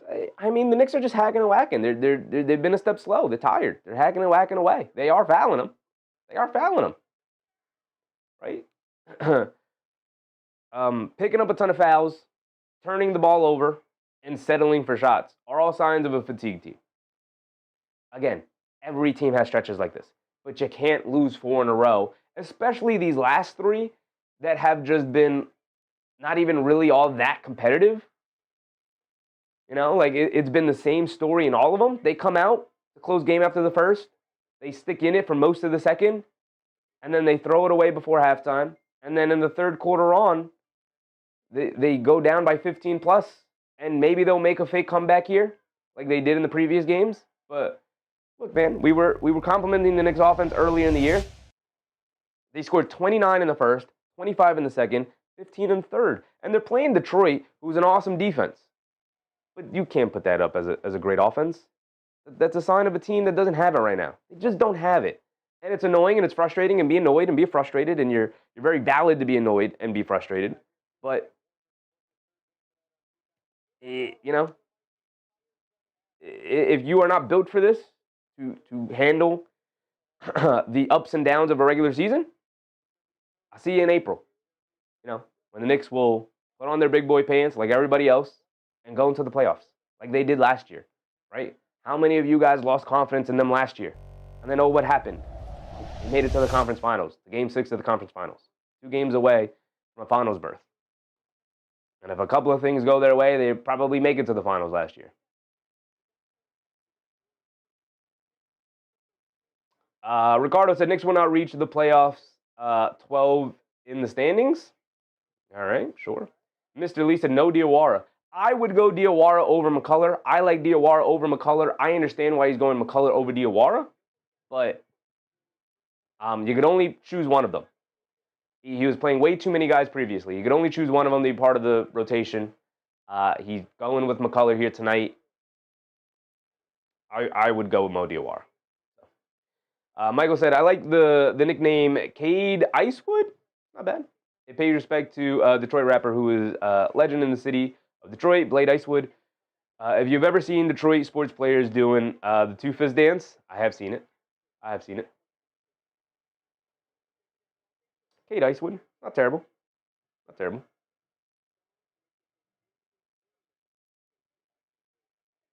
Towns got fouled, start of the fourth quarter, by the way. He knocks down both free throws. Here comes Dennis Jenkins. The Fleece and Mo over Kaz, crazy. Tanaj, a 3 from Dennis Jenkins gets it to go. This game's pretty much over. They got to give me a reason to care. Tanaj said, hey, Knicks fans, relax. You're playing the best team in the NBA, and they're at home. Yeah, they're playing a really good team, and Detroit's at home. And the Knicks have had a tough schedule, and they're clearly extremely tired.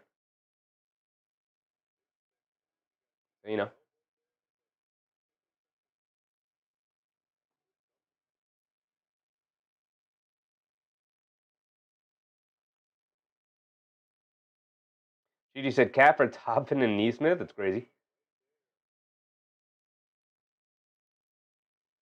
Ari said next excuse. I think I've gave them a proper amount of excuses today. We got a timeout here from the Pistons. They might be using a challenge here. Sounds look like he definitely used that off arm, but again. Ari said next man up for sure. They send the next man up. Ari, his name is Kevin McCullough Jr. Here's what the next man up did: 2 points, 2 rebounds, 3 assists. That's the next man. That's what you're gonna get out of Kevin McCullough. That just is what it is. Prince Jamia said that's the problem. Where's my true Knicks fans at? I'm with you. If you guys are not built for the regular season, I'll see you in April. Also turnovers again. Lana Mona said another long night. And we're going to stay here to the end because that's what we do. Simon Jaw said, I'm here. Appreciate you, Simon. Just that said 70 in the fourth is worth a layup line to start practice tomorrow. They got to fly. Here's the thing. Here's who said that? K. Hazy. No, he said nothing against the Pistons. They're really good, but no. Who said layup line tomorrow? Who said it? Where are you? Who said layup line tomorrow? Just dead. He said 70 points through The first 3 quarters is layup line tomorrow. Here's your thing. They don't have the time because they're in Detroit.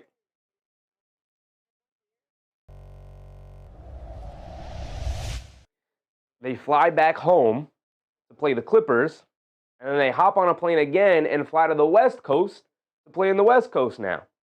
The schedule does not get any easier. They don't have more than 2 days off until they fly back home from Golden State. No, they don't actually. They fly back home from Golden State, then they play at home against Phoenix, and then when's the 2 days off? They don't have any 2 days off. They have a back-to-back, another back-to-back thrown in here, Sacramento and Golden State game. When's the 2 days off? January 21st, they play Brooklyn, and then they have 2 days off, and then they play Philly. So, schedule is not kind to them in January here. Very tough schedule here. Then you're going on a West Coast road trip.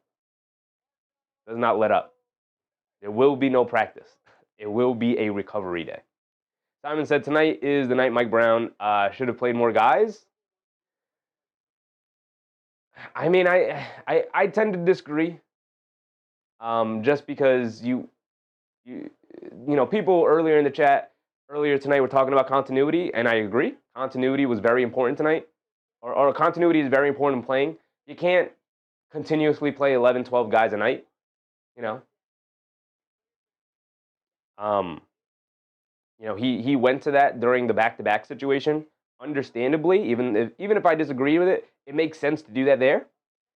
But tonight he went with continuity. He went with Kevin McCullough as the 9th man, and it's not worked out for them. Javonte Green wide open right corner 3, got it to go right out of the timeout. And they wave it away, by the way. So the Pistons used the challenge, and it was overturned, and it was a foul on Towns. Paul said January Blues. Yeah. Towns has it on the right wing, dances with it against Paul Reed, driving on the baseline, stop, turn, spin, gets fouled. Chi-Chi, hashtag Fire Brown. Come on, brother. We're not doing that. Mike Brown's done a great job this year.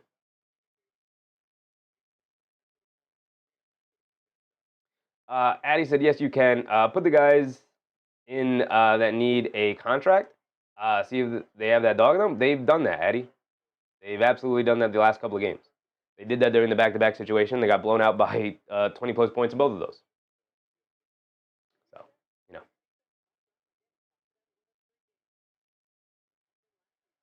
Jordan Clarkson turns it right over to Ron Holland, who saw it coming all the way. And it is 95-71 with 10:30 to go. Cunningham remains in the game. McCullough rips it right out of his hands and then turns it right back over. And then Green tried to dunk it over Towns. No foul call. Green, late foul call?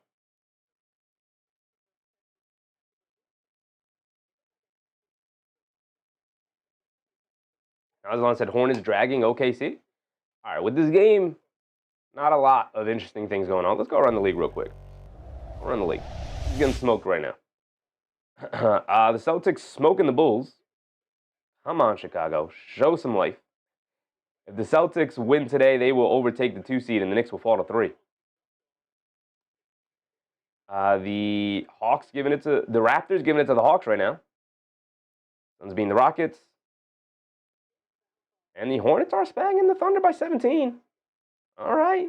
Approaching the halfway point there. Would be an interesting loss for the Thunder. Jordan Clarkson dancing with it, loses the handle. They get over to Towns. Towns driving to his right, putting his head down against Stewart, and an offensive foul on Towns.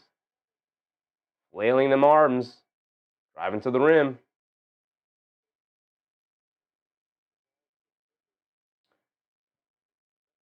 Just using that off arm, man. I just don't. How do you 30 years old, using the off arm the way he's been doing it? How is that? I don't understand Karl-Anthony Towns, man. Cunningham has it up top. OG and Anunoby's back in the game. Let's get OG out of the game. How about we do that? How about we get Mo Diawara minutes? Cunningham down the lane, pump fake, steps through, kicks it out. Ron Holland, a corner 3, rattles it in. Almost popped out. But it's now up to a 27-point beatdown. Oleg down the lane. He knocks down a floater. No fake comeback today. This one's over. The Flea said, intellectual disability, he's slow. Danish Jenkins down the lane, can't get the floater to go. Ron Holland can't get the putback to go. Kolek picks up the loose ball, kicks it out to McCullough. McCullough bringing it down to get over to Towns. Towns pump fakes from 3, driving it down, knocked out of his hands, loose ball. Towns dives for it, can't get it. He's been terrible. Specifically in the second half, he's been terrible. He's been pretty bad all night. As Javonte Green knocks down a 3. He's been pretty bad all night. He's been terrible. Terrible in this fourth quarter. He's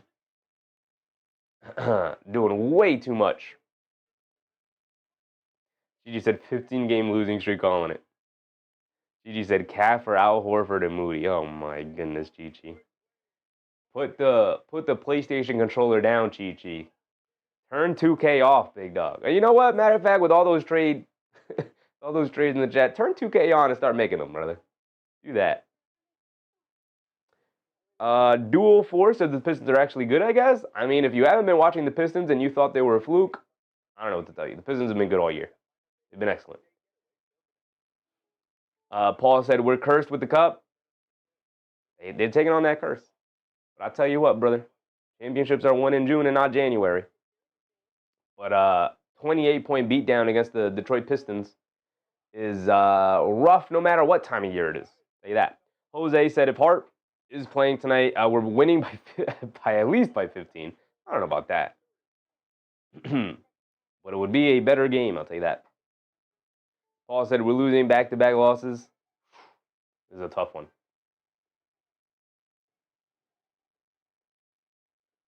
IDK said, Pistons kind of trash, low-key. Tonight's not the night to make those jokes. Tonight's not the night. Not when they're beating the Knicks by 28. Pistons have every right to have fun tonight at the Knicks' expense. Every right. If it were an 18-point lead by the Pistons, it happens. 28-point lead by the Pistons, beat down. CC, what's up, CC? Literally leading the East. Yeah. We've covered a bunch of Pistons games on the channel. So if y'all have not been tuned into the Pistons, y'all got to tune into the Pistons games we cover.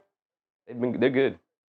Speed Demon said, I've been saying that Towns is not a good fit. Please trade him. I'm so over him. He's not going anywhere, Speed Demon. He's not going anywhere.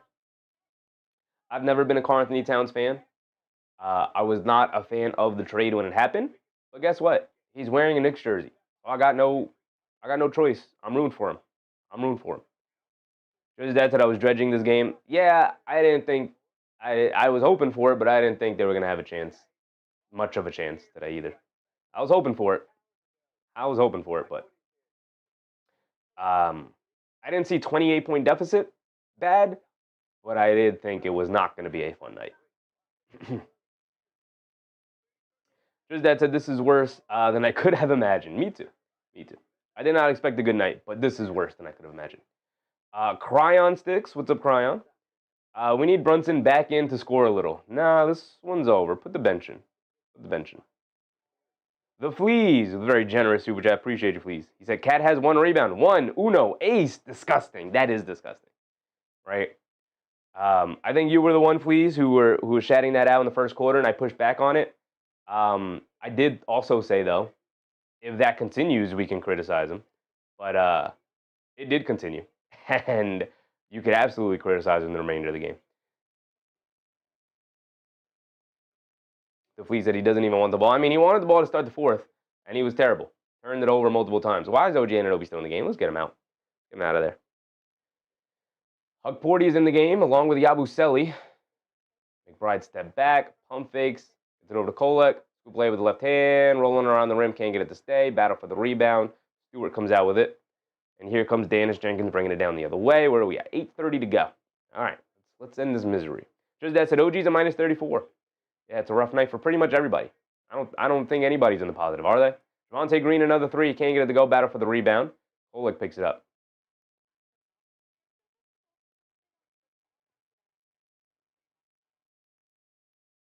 Jay Davis said, remember the cat curse was first? Well, Karl Anthony Towns has been to 3 straight conference finals as Deuce McBride knocks down a 3. So I don't think there's a cat curse per se. 8 minutes to go here in the fourth quarter. Gigi said, Nick, stop costing me money. I declare myself a Pistons fan. Let's go, Pistons fan like myself. That's crazy, Gigi. A fickle fan if I've ever seen one, Gigi. Ivy has it, dancing with it, springs it out to Stewart, a straightaway three. Can't get it to go. Yabusele with the rebound. Here we go. 25-point deficit. Just make this respectable. Just make this respectable, right? Just that's a Deuce is close to a plus. Deuce at halftime was the only player in the positive in the plus minus. Continues to somehow find himself in those areas. Dadier comes up off the bench. Oh, no, he doesn't. He's just switching chairs. I thought Dadier was coming into the game. Get Mo Diawara. I don't understand this Mo Diawara thing, man. I really don't. I don't know what he did to pull himself out of the... He was starting. He was the guy starting. And now he's out of the rotation. I don't understand it. McBride fires another three and he gets it to go down. Cool. Thanks, Deuce. Like I said, make it respectable, Deuce. Make it a respectable ending. A respectable final score. We're approaching the halfway point.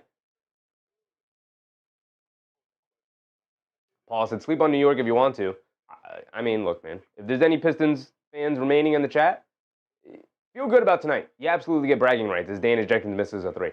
After tonight's victory and the way you've done it. But don't sleep on the Knicks. As McBride knocks down 3 straight threes, by the way.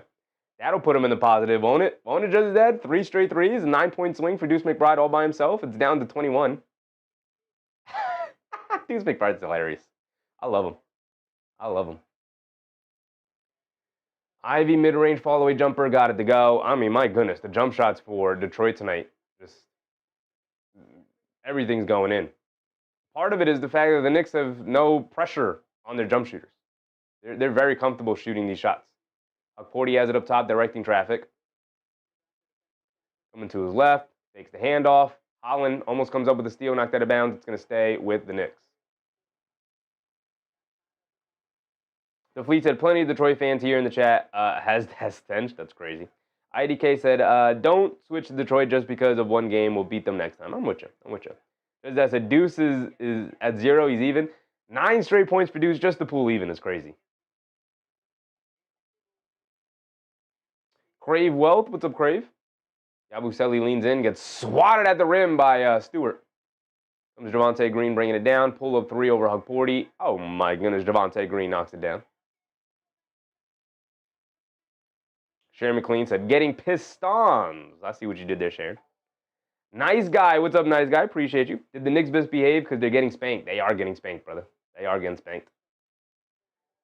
Detroit fans have all the bragging rights tonight. You win by 20 plus. You get to have as much fun as you want. Absolutely. Darnell said, it's how you make the playoffs that count after we play hard. I mean, championships are won in June and not January. All of the things. It's just Danish Jenkins misses a floater badly. Good defense from Kolek. And then a shot clock violation. All right. Paul said, okay, enough. We're gonna go hard.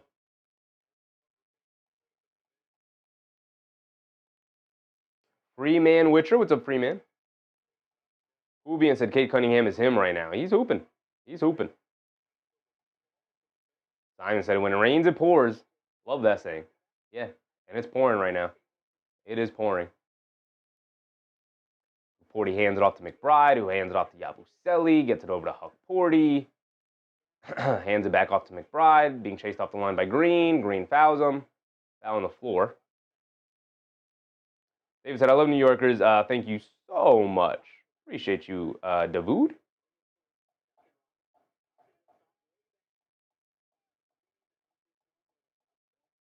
IDK said, hey, Pistons, yeah, about to ear your words when we beat you in the playoffs again. Kolek down low to Huck Porty, gets stripped by Marcus Sassers in the game.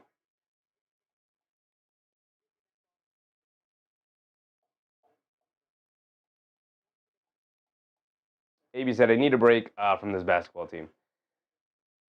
Do what you got to do, AP. I don't blame you. I don't blame you. You know, I'll be here for every game. Kolek fires a midi, can't get it to go. Pacom Davier is in the game. Again, I don't understand this Diawara thing. I don't know what oh, he's in the game. I was about to say. Diawara is in the game. 4:20 to go. 4:20 to go. Break it out. Sasser, 3 over Diawara, got it to go. Back up to 29, just like that. Hug 40, down low, spins, kicks it up top to Kolek. Directing a little bit of traffic here. Kolek gets it over to Dadier, jab step, back out to Kolek, catches it on the run, mishandles it. Under 4 to go. Kolek driving it down, takes a bump. Gonna go to the foul line for 2. Cade said, I feel bad for Deuce. He came back ready, but the team sucks. Yeah, he did come back ready. I was fully expecting Deuce McBride to be rusty when he came back, but he came back ready. The Fleet said, Yabu out rebounded Cat. It's crazy. It's crazy, Fleet. It's crazy.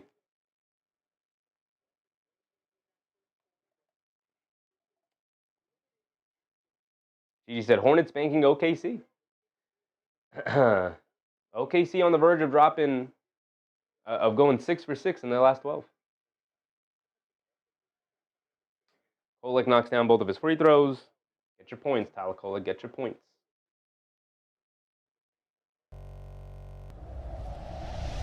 I mean, it's only 17 at halftime. That's not spanking, brother. 17 at halftime is not bad. The Thunder could absolutely make that comeback happen. That's the Thunder. And it looks like Boston will beat the Bulls tonight. They're up by 26, and they will overtake the 1 seed, or 16. They're up by 16. I'm sorry. But they're in the fourth quarter with 9 minutes to go. So Yabu with 3. Fight for the rebound. Dadier pulls it out. Back to Yabu. The Knicks, after a loss tonight, will fall to the 3rd seed. 40 knocks down a floater. And this is a rough stretch, to say the least, for the New York Knicks. My goodness. The Fleet said Hornets equals AAU. That lead isn't safe. It is not safe for sure. Not with the kind of pressure the Thunder could apply. Sasser fires a 3, gets it to go. That kind of night. Matter of fact, while we're here, I mean, the score doesn't care. It doesn't matter anymore. So let's look at the team stats real quick. Huck 40 fires a 3. Crazy. Crazy big Huck.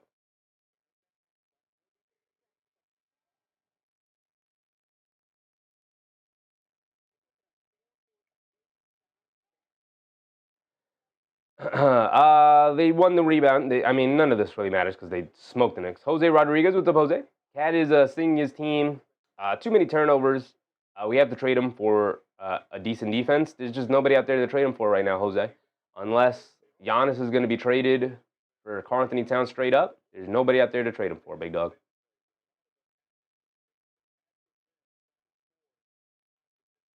A 3 for Chaz Lanier, can't get it to go.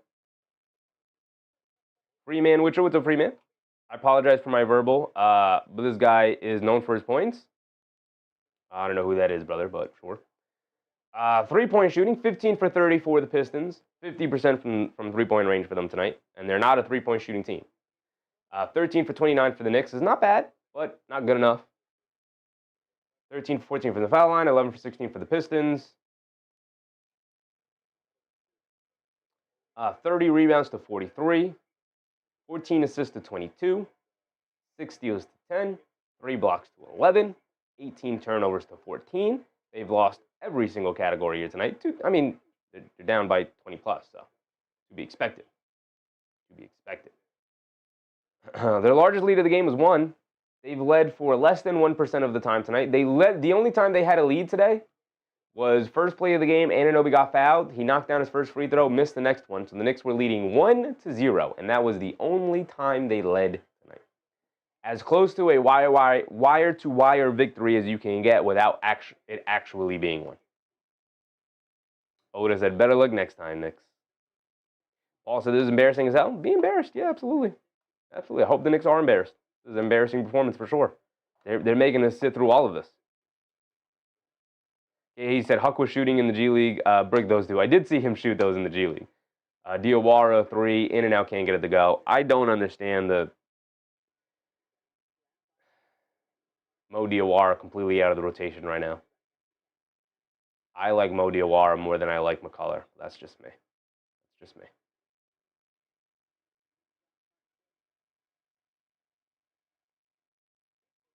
Addy said, what about those points in the paint? Points in the paint, 32 to 50. Yeah, Knicks got dominated in the paint.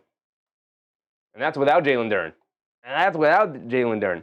Tanaj with the Tanaj, appreciate you. Thank you for the subscription. Hope you're having a good time tonight. That's without Jalen Duren, Adi.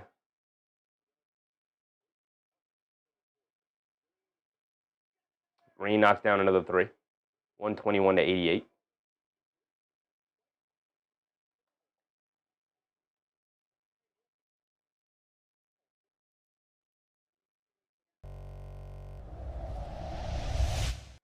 And they turn it over. Danis Jenkins gets a big dunk on the other end. It is 88 to 121. And they'll now dribble out the clock for the most part. They're still trying to run some offense here.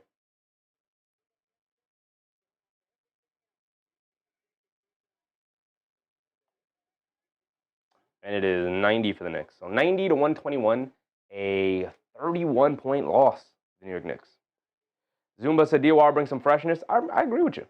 I prefer Diawara over McCullough, but that's just me. Just me. I don't think either one of them is making a difference tonight anyway, so that's just me. That is just me.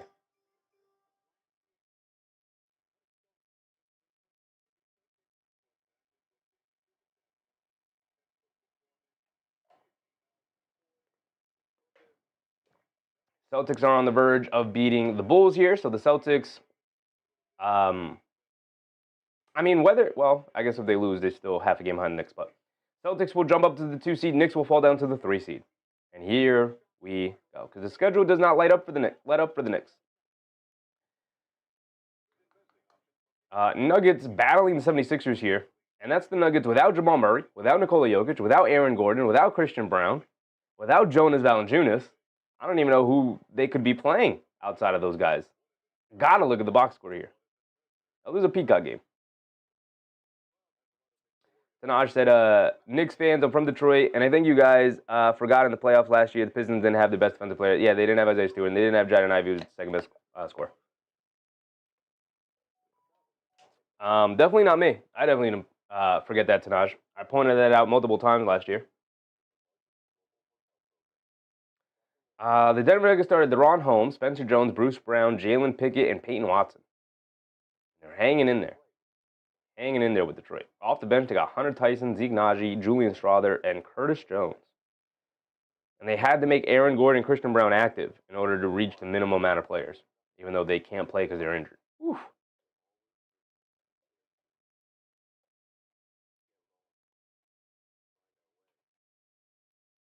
Well, that's going to end our night. No sense in hanging around much longer after that. No sense in really going over the box score. Pistons dominated in every aspect of the game. Hornets are up by 19 against the Thunder.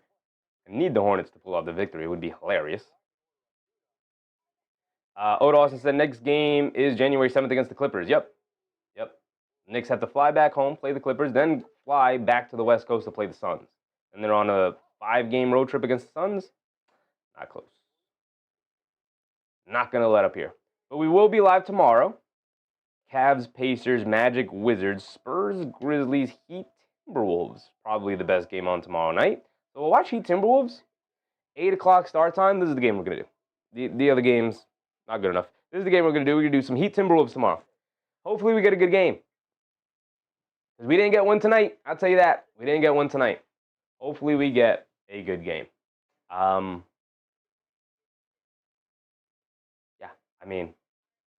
We've expressed our disappointment multiple times tonight. So on to the next one. Regular season does not let up. The Knicks fall to 23-13 now. Only 10 games above 500. Not good enough. Not good enough.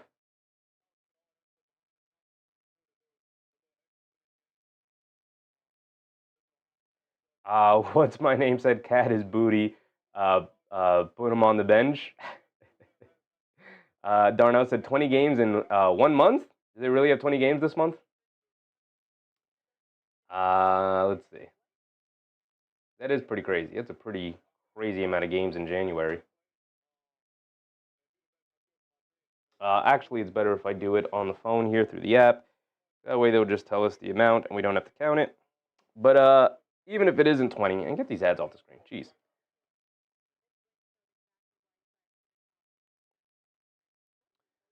We go to the Knicks. They have 15 games in January. I don't know where we got 20 from. They got 15 games in January. They got 17 in March.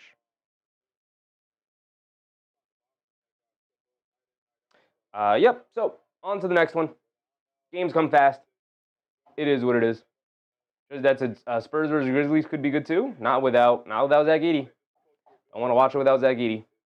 Expect the Spurs to roll the Grizzlies. They have the guys to throw at John Morant. They have the size to neutralize Jaren Jackson Jr. I don't expect that to be a good game. Jay, what's up, Jay? Detroit versus everybody. It's whoever what team you're a fan of. It's that team versus everybody. Everybody has the same mantra.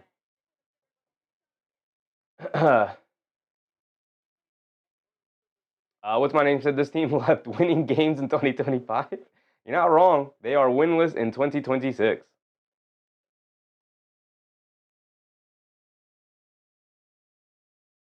Cade said All-Star break refresher. We are over a month before we get to the All-Star break. Can't start thinking about that now. So we'll be live tomorrow at 7:30 for the Heat taking on the Timberwolves. That should at least be a good game. Heat have been playing well. Timberwolves have not been playing well. They got some bad losses on their record as well. But should be a good game. Anthony Edwards going up against the Miami Heat and their defense. So looking forward to that. AP said, when is Leon Rose on the clock? When the Knicks stop making the playoffs. AP, how about that one? How about that one? What's my name? So the Knicks got to figure out what's going on because more and more I'm looking at this more like a collapse than a losing streak.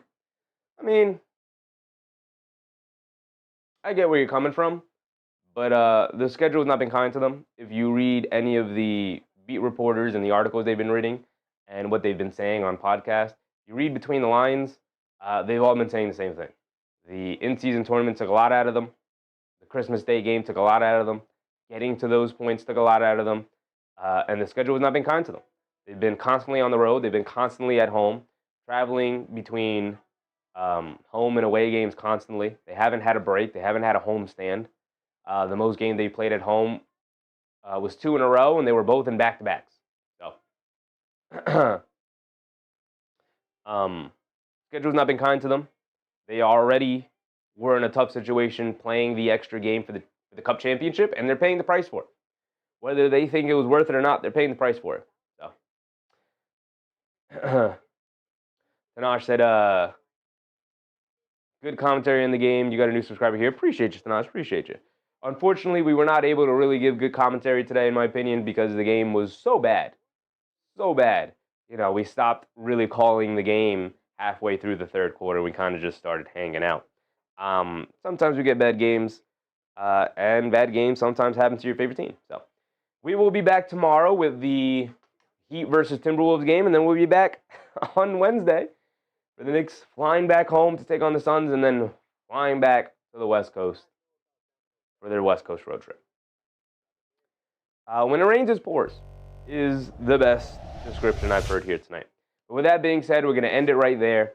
Final score is 90. The Knicks only put up 90 points tonight. 90 to 121. Shout out to all of the channel members. Thank you guys for supporting the channel in your own way.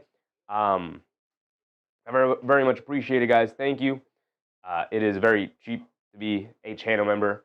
It is simply a support tier. I'd very much appreciate it. You don't have to, but I'd very much appreciate it. Shout out to everybody. And there are brighter days ahead. Brighter days ahead. Foongpei said, slap your like because you do all the reading between the lines stuff. Thank you, brother. Thank you. But we will be back tomorrow. The Knicks will be back on Wednesday. And the show goes on. It is a long season. We are not even at the halfway point yet. But Knicks now fall to the 3 seed. And that is not a good place to be at. So, with that being said, I appreciate you guys. Thank you for hanging out with me.